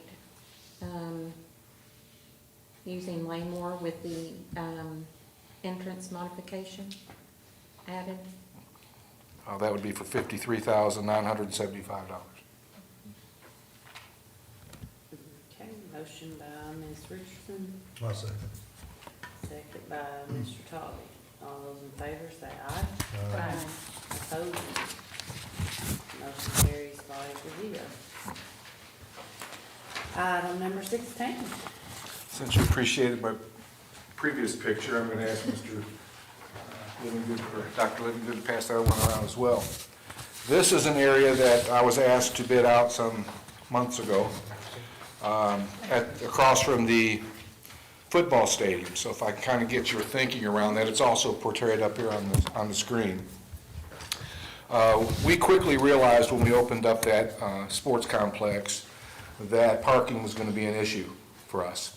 We've had cars park all the way down the loop from Boonesboro Road, down the backside of that, on both sides of the road. We've had them parked over in the grass up against the stadium. We've blocked the area where we have that small parking lot in there that we kind of perceived as being something for handicapped individuals. But we've had complaints about cars blocking areas to where ambulances couldn't get to our softball and baseball fields in the event of an emergency with a student. We've just had a lot of difficulty with cars parking out there during practices. You know, I don't think people quite realize, many of us do, but most people don't quite realize when you're conducting baseball, softball, football practice, soccer, and track at the same time, you have a lot of folks on that facility at one time on any given day. And there's a lot of folks that want to try to reduce their walk from all the way across over on GRC parking lot to that area. So there was an idea about considering parking line along that back roadside. I've kind of got it marked here on the other side of the street as you're facing away from the front of the football stadium. There's an area that we have trees kind of planted along that area and a grassy area there. And it's about 156 feet long, and if we're considering 20-foot wide, it would certainly accommodate a 20-foot depth blacktop area. We could possibly get anywhere between 45 to 58 parking spots in that area, depending on how you oriented them. So what I did was put bid out there and to get some idea of what that may cost us if the board wanted to consider that. We again got 2 bids, one from Allen Company and one from Laymore. Those are included in your packet. So typically with a BG1 project of this nature, we could ask the board to consider a change order. We could go through our construction managers and our architects and ask for a change order and have them draw up that, spec it out, bid it out, and award it to a contractor. But what I'd like to do is ask the board, if you were considering doing this, to allow us to do this more in-house. It would avert the market fees from your architects, from your construction managers, and from your contractors. That's the unfortunate thing from our perspective for change orders, is that it costs you a lot more to do it under change order, but you're paying for it out of your BG1 funds. Now, you have a contingency of about $250,000 on that BG1 for that athletic complex, that you could use that money to pay for a project of this nature, but it would cost you a lot more than if you allowed us to do that in-house. If you did that in-house, you could go right back to that capital outlay fund that I quoted to you in the previous presentation, and you have sufficient money in that account to pay for this project as well, and allow that $250,000 to come back to you when we do the BG5s on that athletic project, and go back into your account to use on other construction funds. So that would be our proposal, that you consider this parking area to accommodate an additional 45 to 58 parking spaces across from our football stadium, and allow us to work with our contractors in-house to achieve that, and to use your capital outlay funds as opposed to your construction contingency funds under that BG to achieve that. Well, I agree that that parking is a nightmare there. I think it would benefit most if we could have that designated as handicap parking. And I understand during practices, you know, the kids are going to want to park there. But I think during games, and because I've been up there, like you said, it's really busy and people are rude where they park and they'll block you in. But I think it would benefit us greatly if we could have mark all that handicap parking. Or at least half of it. Well, I thought originally that's what that parking lot down there was for. For handicap, it was. That's what it presented. It was. And it sounds like we're not monitoring who's coming and going, because I have concerns, we put that many parking spaces in down there, and we have softball, we have baseball, and we have even football maybe practice going, and it presents a safety hazard of all them cars down there. They're there anyway. Well, that's because we don't monitor it better. Yeah. There shouldn't be that many cars down there. There's cars all the way around that loop. There's cars up there parked in the grass on top of the hill. There's, they're parked everywhere, and that was never what it's supposed to be. I mean, they have a big parking lot over on the other side. I know it's a long way, but it was never supposed to be a bunch of parking down there we put 50 parking spaces down there, we're gonna need 100 parking spaces. We're just gonna continue needing parking spaces. That's my thought. Well, I don't think we'll ever get enough parking spaces down there. Well, then you probably need to build a gate of some sort, where I'm talking about, up there where the cops, sit during the ball game. We had that gate. Do we need a better Well, I gate? don't think it's ever closed. Well, it just hasn't been regulated as you're suggesting. When you have practices, it's hard to have staff members out there other than using your coaches to regulate the parking of themselves, their coaching staff, and their students, and that just has not been occurring. You're exactly correct. I mean, it's become a field day out there with parking, and I'm surprised that we really haven't had some serious injuries given the congestion. And I don't think, I'll speak for myself, I didn't anticipate how many kids were going to be on that campus at a given point in time. When at a certain time of the year, you've got all sports out there, and you've got tennis out there as well. I mean, it's just crazy, the amount of students who drive. And then coaches, I mean, there's coaches, and I mean, it's just crazy out there. So we thought that this would at least provide some relief during practices or during games, that we can designate that for specific areas. And that's what I'm doing, bringing that to your attention, but you direct me on how you'd like for me to proceed. I mean, you got the gate on top of 627 that is probably closed half the time, not all the time. And you get everybody down there in a congested area. There's only one way out. That's back toward the school. Toward GRC. I just feel like it's going to present even more congestion down there by putting more parking spaces down there. Well, it is pretty busy leaving a ball game. If you've got all those pedestrians walking to their car, and then you've got these 50 people that are trying to to leave in a vehicle. Adjourn. Yeah. Say you have say we have 3,000, say we have a really good football game going with Montgomery County or something, and we got all the parking spaces down there full, and the game's over, and everybody's leaving, you got all those cars going up that little maintenance road, while everybody's walking back to the main parking lot. I just feel like somebody might get hit. I mean, it's kind of crazy already. Well, one thing's for certain, we're gonna have to regulate it more, or we're gonna have to build more spots. Because right now, it's Yeah. dangerous. Yeah. Is there anywhere else we can build additional parking spots out there? Possibly, I'd be happy to research that. Maybe up on the hill there some, might be an area, but Well, you're not gonna get a whole lot up there. I was But thinking more over here, up above where the tennis courts are. I always thought we should have had a bridge, you know, oh, it's kind of crazy. yeah, but that's over that blue stream, and that's, Yeah, I it's don't just, know if we can do that. it'd be extremely expensive. You know, was it? And it was like a no? It was, yeah, it was really costly. Oh, okay. It was, Well, no, bridge from this parking lot over to, this parking lot over to, in the middle of, the baseball and softball fields, kind of where that practice, field is. and I misspoke, their design, there was a bridge going toward the Stony Brook. That's what I no. thought. Right. Oh, Yeah, the Stony I'm Brook. thinking about a bridge from this parking lot, instead of walking all the way down, and then down this, down the, this little maintenance road from the parking lot over to, in between the softball field and baseball field, is Yeah. kind of where the practice field is. Yeah, that's a long stretch, though. That's a pretty long stretch Yeah. over that blue You're stream. thinking of a pedestrian bridge. Yeah. right? Yeah. Just a walking bridge. Just a walking bridge. Yeah, it's a pretty good stretch. I don't know about the football games, because that's. They're packed, yep. But I do know about graduation and how hard of a time that the handicapped people were having, trying to find parking there then. It was bad. And, yeah, they were struggling. Yeah.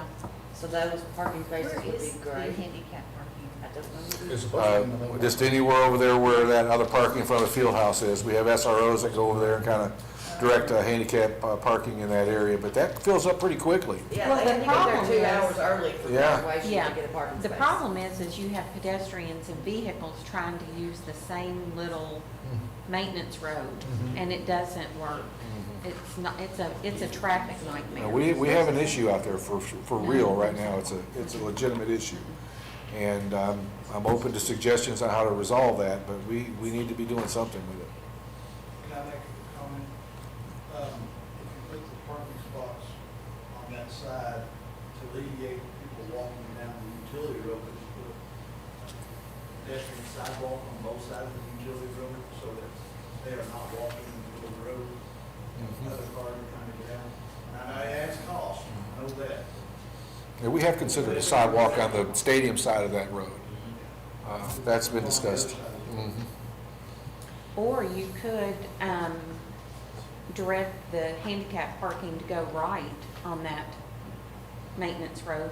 Or, did they have that gate open during the ball games? I'm not sure where The exactly. second gate, the, Up on 627. mhm. We do have that when we You do? release cars, absolutely.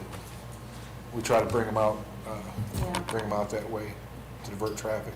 I think I'm hearing you all say you want us to take a more comprehensive Yes. look at the whole thing, and Mr. Nichols and Mr. Stump and I will do that and report back the next meeting, and we'll just take not that parking is off the table, we'll take a more comprehensive look at that, because we need to go get boots on the ground and look at that, and bring something, a better package back to you.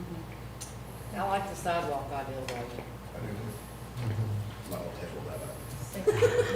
Okay, I don't make a motion to table that. I vote Go ahead, Nick. I'll make a motion to table, the parking lot modification at George Rogers Park. A second. Motion by Ms. Goodrich, second by Mr. Foley, all those in favor say aye. Aye. Opposed, motion carries 5-0. Item number 17. Dawn, that's for you. Which one is that? That's considered approval. I think you're up for the rest of the night. Yeah. There. Ball's in your court. It's your show, the rest of it. New football helmets. 25 new football helmets. I stand in front of you for middle school football, on behalf of middle school football.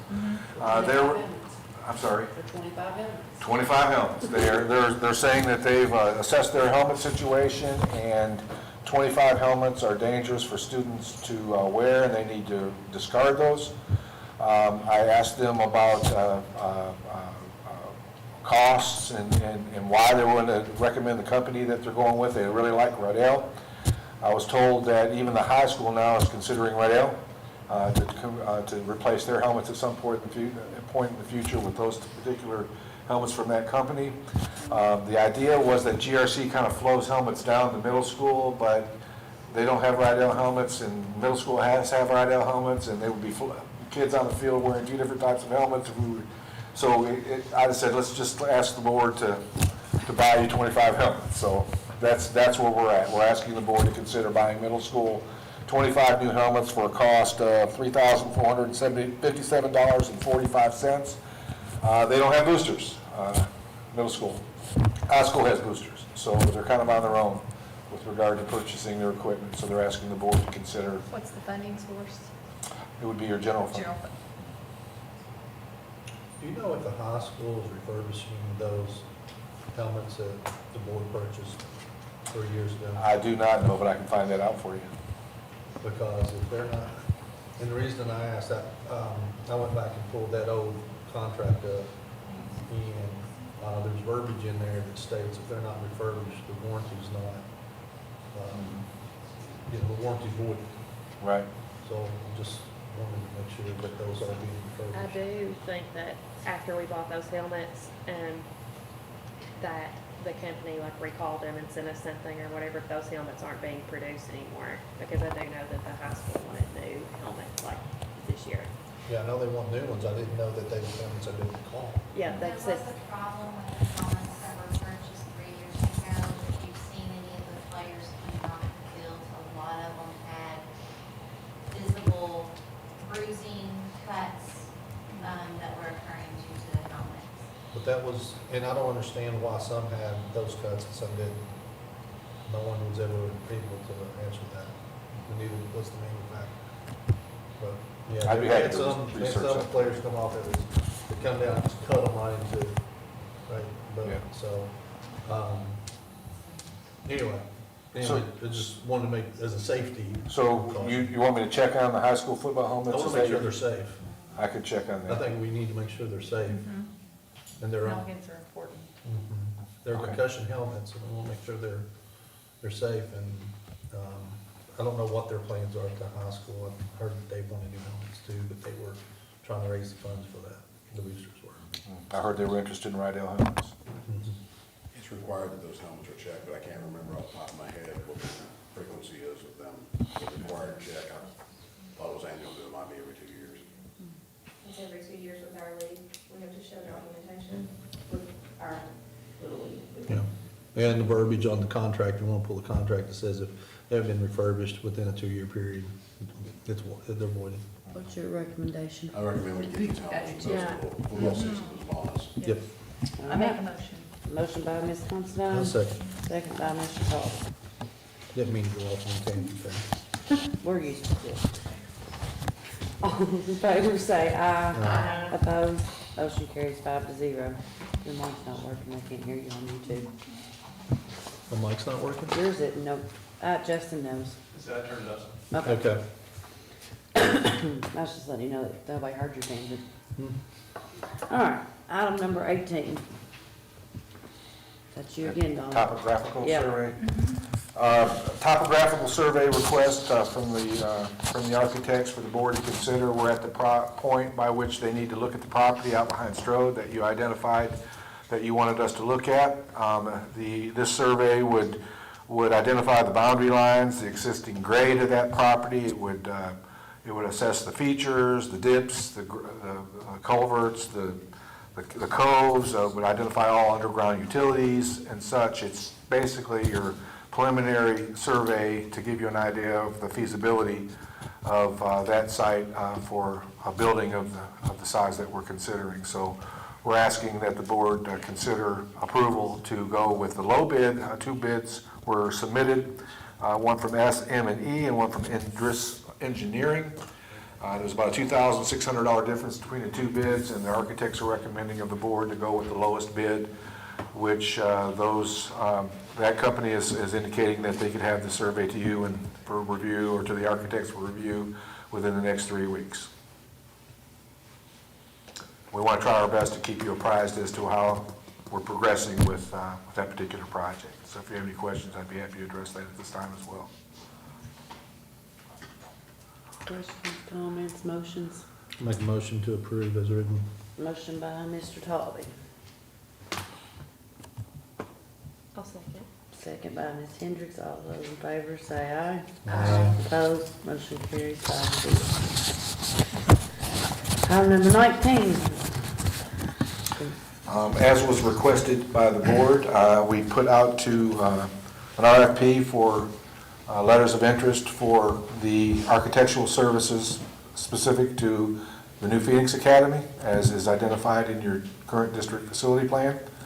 We had 5 architectural firms submit formal letters to us stating that they would love to be your architect on the Phoenix Academy project. You have those 5 companies before you. The first is Deco Architects out of Somerset, Kentucky. You have the packet for that company, that firm. You have Klopfalder and Samakar from Lexington, who submitted their letter. You have GSA, or Scott and Associates and Architects, from Frankfurt. Studio Kremer from Louisville, and Ross Tarrant here in Winchester.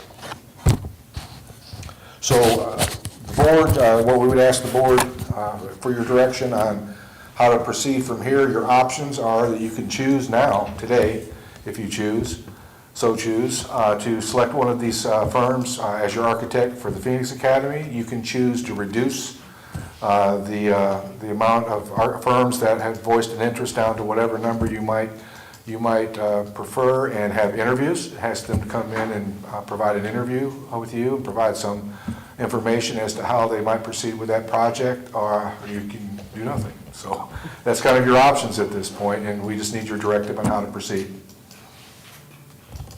What's the superintendent's recommendation? I'll make a recommendation that you select your top 3 and that they come in and do a presentation to the board. And that way you can ask them specific questions about all of the architectural services that you've had in the past to make reasonable assurances that you're getting exactly what you want and see the cut of their quality. Okay.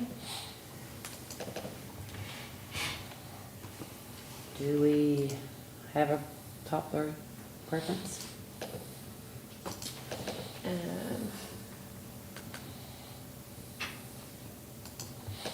Ross Torrent. Yes, I'm good with that. I don't know enough about the others. Donald, do you have a recommendation? You got to bring them in, I guess. Well, the only comment I would make is that Ross Tarrant has done all the work at the high school campus thus far in all your facilities. So certainly I would recommend that you give them ample consideration. I've made notes on several of these, so kind of, if you don't mind, let me just kind of reference some of them.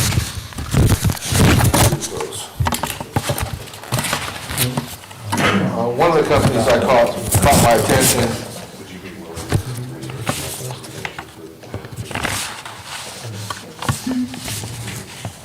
I really wouldn't have any firms that I would recommend beyond that. What'd you say? I'm sorry. There was one firm, I made notes, but I'm going to take up too much time going through them. It dealt with several day treatment programs or alternative school programs. I can't remember which one it was, though. Got notes all over the place. Well, you have GSA, who is quoting experience with having Greene County High School addition, Frankfurt Independent, gym and renovation, Mason County Middle School, and Mason County High School. That's GSA. Or Scott. Then of course they did Grant County High School edition?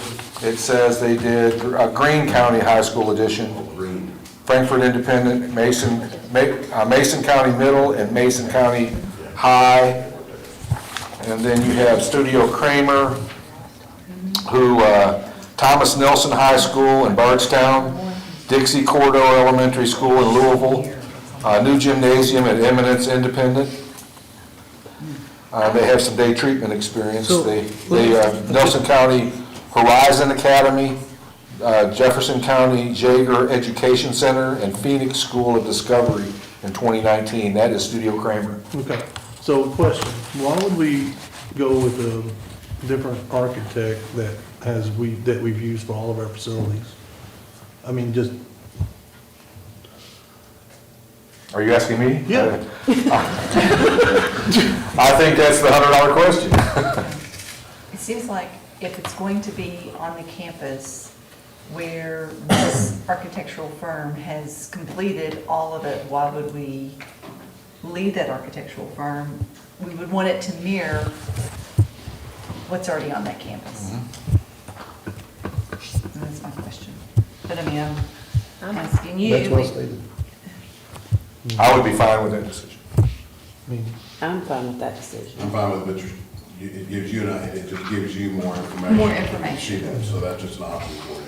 And I don't know enough about these other ones, I can't. Right. Yeah. I mean, I don't, if I recognize some of them,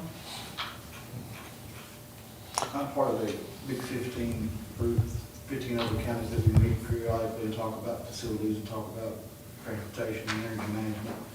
I have heard of the Somerset DECO, I think it's called. They have actually provided some estimates for us when it comes to facility survey, maybe a year or so ago. I have heard some successful things about them as well, so I'd add that.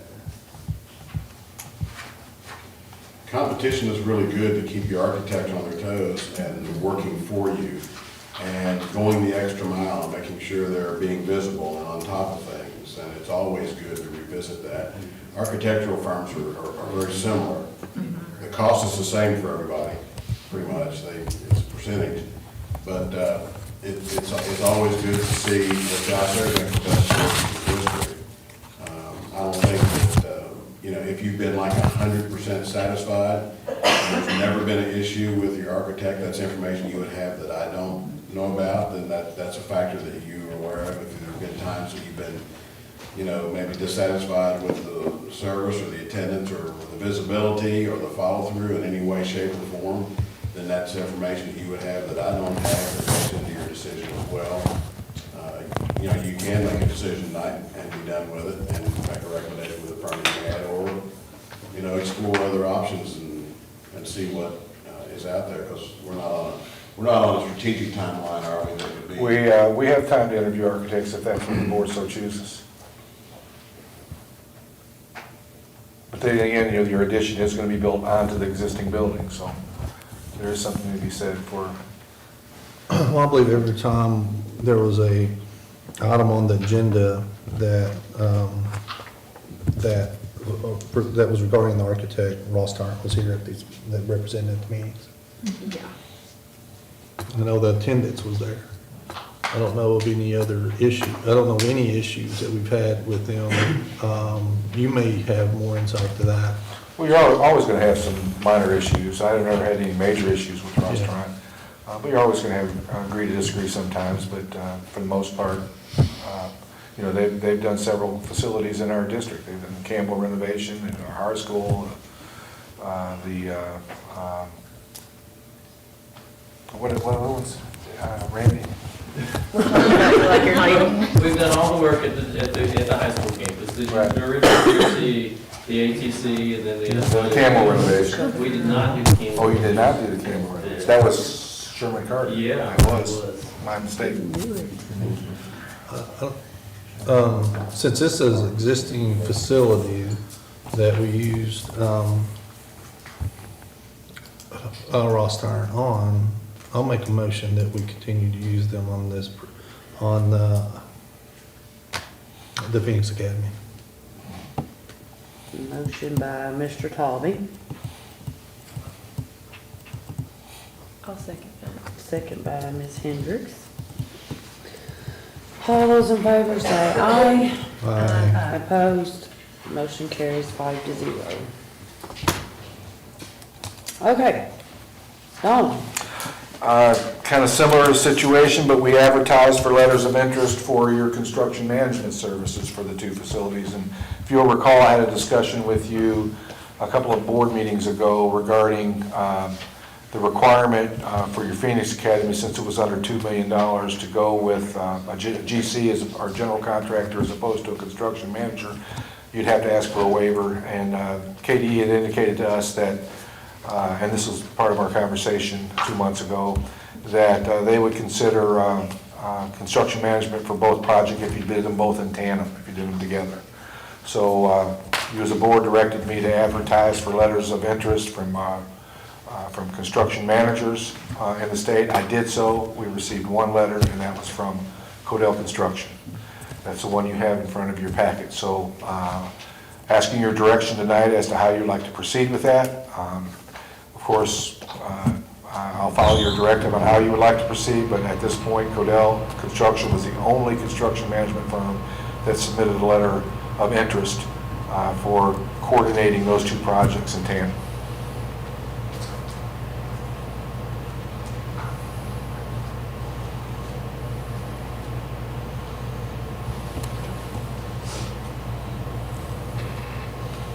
Look, he's hiding now. We just have to make a motion to. That would be, as long as you're aware, construction managers are optional. It's an extra expense. You know, that the job that they do doubles what the architect and the general contractor does. So many districts make sure their architect and the general contractor are held accountable to do that job. And so when you have a construction manager, you know, I think that takes a little bit of pressure off maybe the district that has usually a maintenance guy or something, but that's totally your choice. You know, I have had experience with Codell, and all the experience I have with Codell is really good. So the decision, you only have one letter, so the decision is if you are accustomed to using the construction management process, you're comfortable with that, you only have one letter, then, you know, but if you have concerns about any of that, then that would be I have a hard time recommending one way or the other, but you only got one letter, but as long as you're aware. That's not something that you have to have. It's something the service has done, that they've been really pleased with the service. It might be an investment in quality that you want to continue. If I might add, if you'll remember our previous conversations over the past years, one of the biggest benefits that we've experienced with construction management has been doing construction on a campus during instruction. And the board has chosen to go with construction management primarily for that reason. We've had renovations going on in Campbell while kids were in schools, at GRC while kids were in school, and these projects, Phoenix more so than the preschool, may involve coordination of contractors all over that campus, buildings and equipment and machines, while we're educating children on our campus. So that was a benefit that the board felt in the past for construction management, was to have somebody coordinating that on a daily basis, all day long, making sure that contractors were not interfering or putting at risk students or their instruction. So that was a big benefit to construction management that we experienced over the years. And I'll just add, I've went to a few construction management meetings out there at the high school when facilities were being built for the gymnasium and football field, and it's impressive to have everyone in there that's at one time, and the construction management company is managing who's doing what, when, safety, and following up safety concerns and any sort of safety issues. And I guess we're accustomed to that as a district.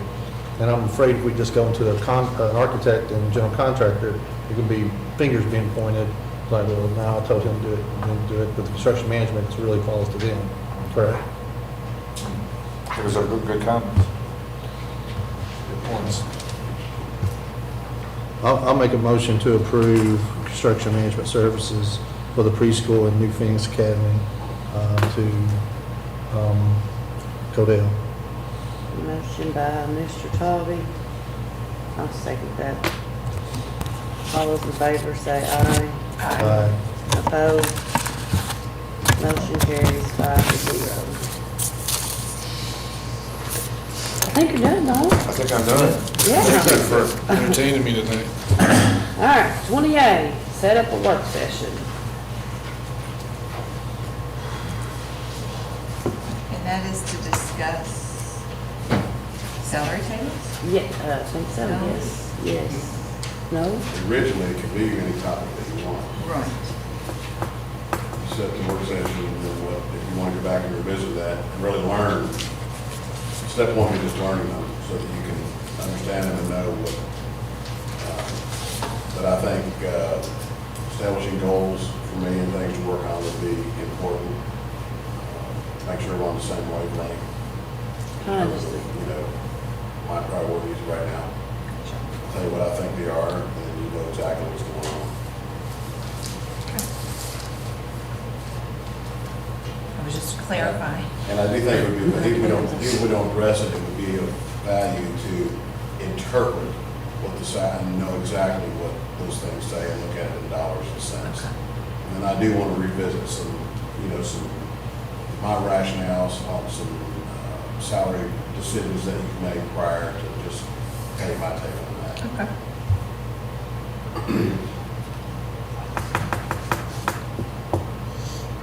How soon are you wanting the work session? Whenever y'all set it. yeah, this is just the one that we canceled. You're just rescheduling it. You want to do it the week of the 26th, that's next week. Yeah, you have the showcase We on have a show Monday. Monday, yeah, it'll be later that week or the following week. I could do Thursday, the 29th. Will we meet after the showcase? Hmm? I said, are we gonna meet after the showcase to discuss? Oh, that's true, we need to, Schedule another we need to schedule a meeting for that too. After the showcase. So we make a decision. Okay. Can you go into a closed session during a work session? No.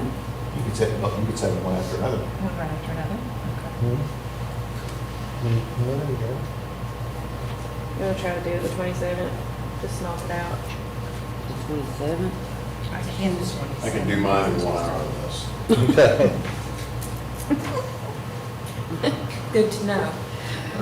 What? I say we do Good it to the- know. You can do 29? I can do the 29th. I'm- No, I'm- I can't. You can't? Mm-mm. What about 28th? I can't do the 28th. And you How can't about do the August 27th? 2nd? I can't. What about the August 30th? 2nd? That's the On a next Friday Monday. night. I don't think Dr. wants to be here on a Friday night. I don't want to be here on Friday. We don't want to wait like over a week after the showcase I to have to make a work Friday decision. night. Like, late Friday night. What about August 2nd? I can. Are we gonna set a meeting, the 26th after the showcase? But that's, A closed session meeting? That's what- We need to set a meeting Uh-huh. after the showcase, I think. How about August 2nd? August 2nd? August 2nd For a work for session. the work session. That works, and then have a closed meeting on the 6th. On the Oh, 6th. sorry. 26th. 20, After 26, After the showcase. yeah. We'll have to come back here. Why? We Do can we do it have to, there. can we do it there? Why can't we do it there?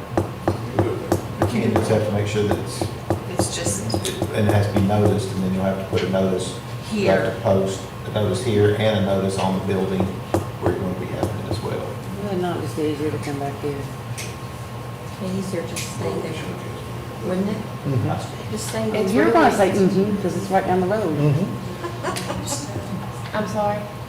Just take all our stuff to. That's what I'm saying, you're gonna, I think Yeah. it'd be easier to come back here. I think It's it'd be just I easier. just because think of it gives the- us a break a little bit. Well, It's just, okay, that's fine, I don't care. Or we can just all go to Bill's house. Yeah. so August 2nd. August 2nd for the work session. So what time's the showcase in? 6:30. So 7:30. 7:30? 7. Here. 7's fine. Don't you think we can get it back here? Yeah, By 7? we start a little late Do tonight. we need to, we'll make a decision. Yeah.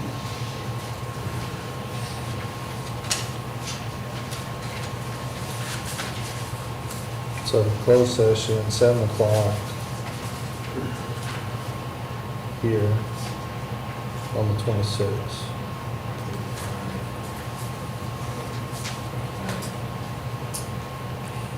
fill out the form to use the courtyard at GRC? The courtyard wasn't on that list. It You're wasn't on the fee outside of schedule. You're part of the school district. Okay, just checking. It wasn't on the fee schedule. We just want to make sure Cool. that. Outside event. You don't have to pay a fee, you're part of the school. Oh, I'm tired of hanging out with you people. 20B.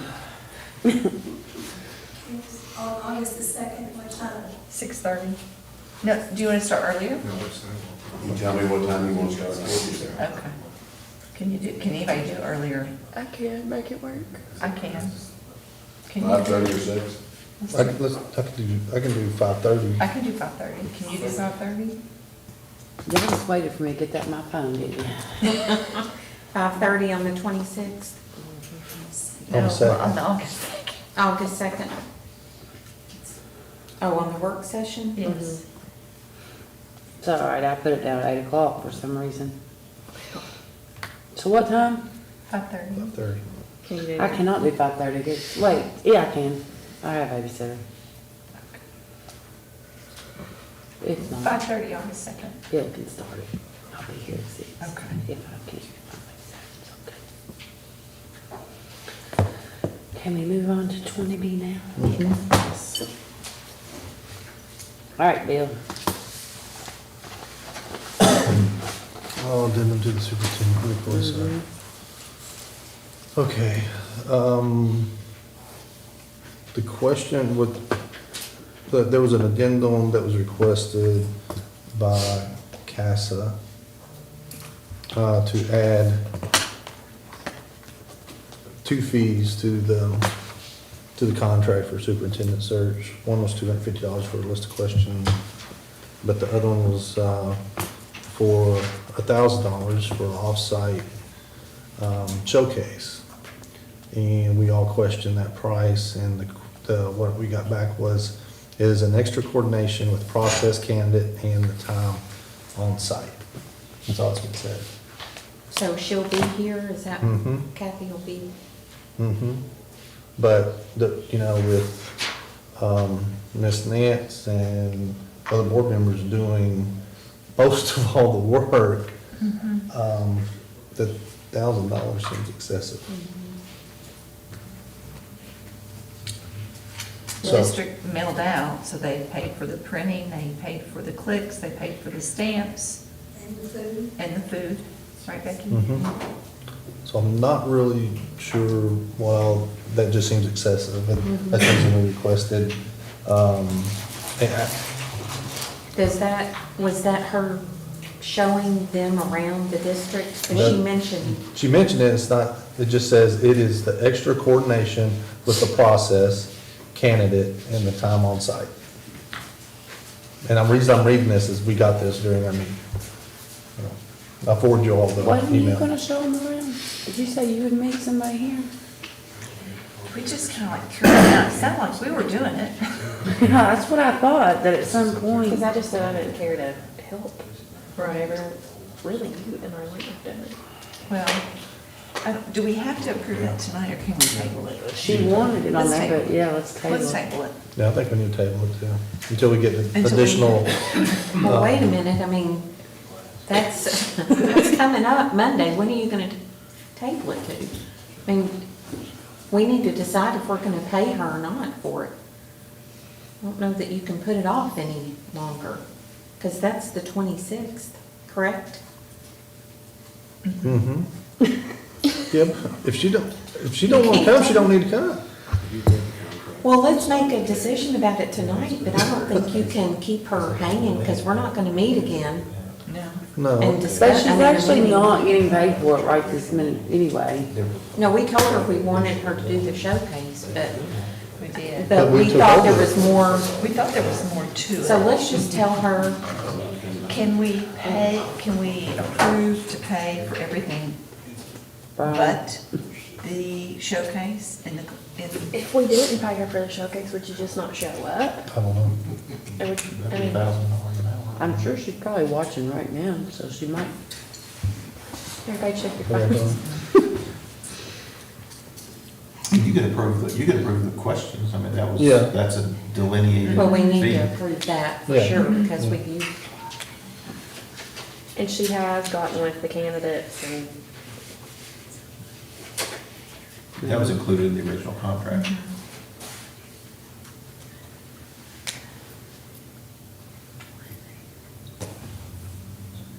What do you want to do? I'm kind of wondering, I kind of think the fee's a little steep.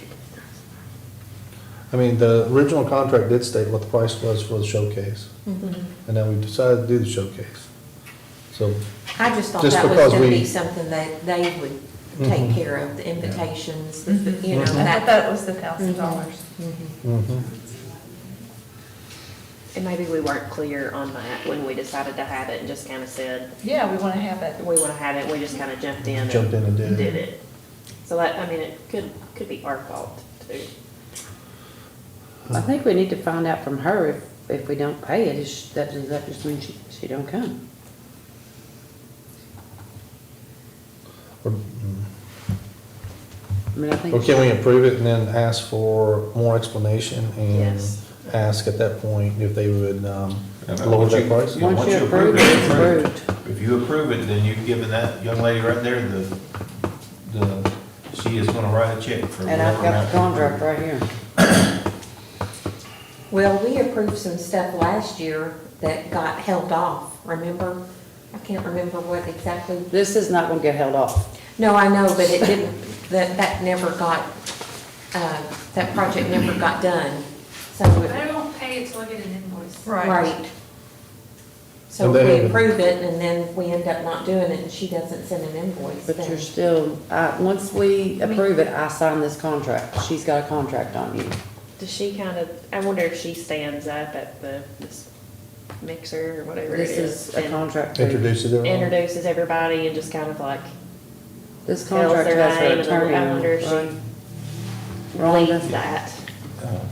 No, that's her boss. Mm. You think she'd have a role in it? Yeah, I mean, I would assume it would be something like that, because I can't see them really providing any refreshments or anything of that nature, but maybe the invitation, but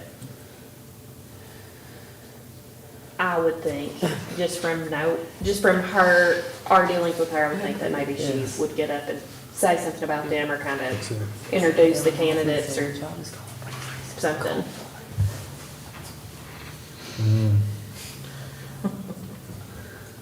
Y'all wanna take like a 5-minute break and see if we can get hold of her? I think you need to before you, sorry. Sorry, Dr. Luke. We could, yeah, we can do that. And Call her, Ashley. Could we not take a break, let somebody step out and call her and work through these Go consent call her. items? Yeah, you take over the consent items, I'll go call. Okay. Okay, let's give it a minute. And then Dr. Livingood can go home. Can you check that thermostat while you're out there? Good Lord, it's hot in here. So,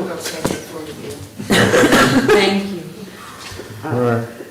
So, we're just gonna skip 20B for the time being. We'll come back to it. Is there anything on the consent agenda items that anyone would like to pull off, discuss, et cetera? If not, we'd need a motion to approve items 21 through 41.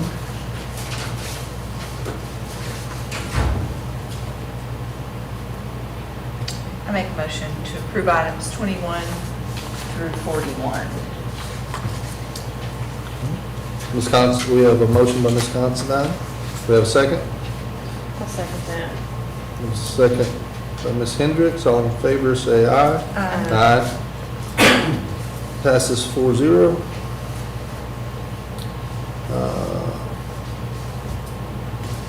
We need a motion to authorize, for item 42, authorize payment of salaries and accounts payable. I'll make that motion. I'll second.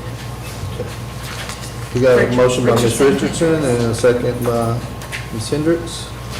All in favor, say aye. Aye. Aye. Passes 4-0. And now we will going to circle back to 20B. Okay. So we take a recess until she comes back. Or break until she comes back.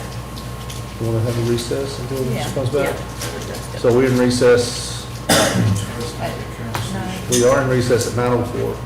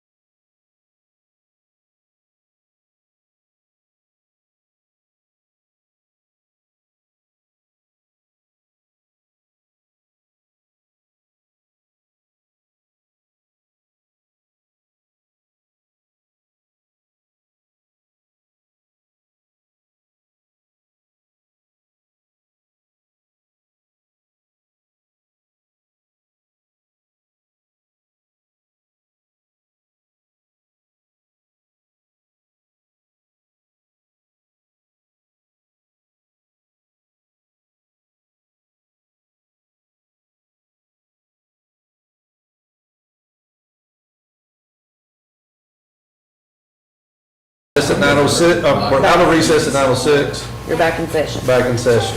It covers her, she will meet you, she will meet the candidates at a location, and to decide how many. She will meet the candidates with you, and, because you are supposed to meet her, and do the tour with them.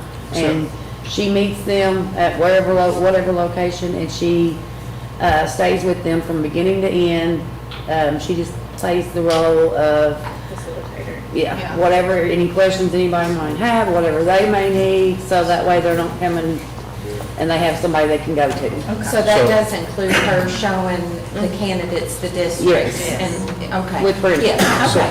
So you're gonna show them the district? Apparently, sounds like it. I thought you did, you volunteered for it. I sent out with him. No, you volunteered To put together the showcase, like. No, you volunteered to do the tour. Yeah, you did volunteer for that. Okay, yeah. Okay. I vote to approve, I make a motion to, approve the addendum to the contract with KASA. All right, motion by Ms. Hendricks, I'll second. second by Ms. Richardson. All those in favor say aye. Aye. Opposed?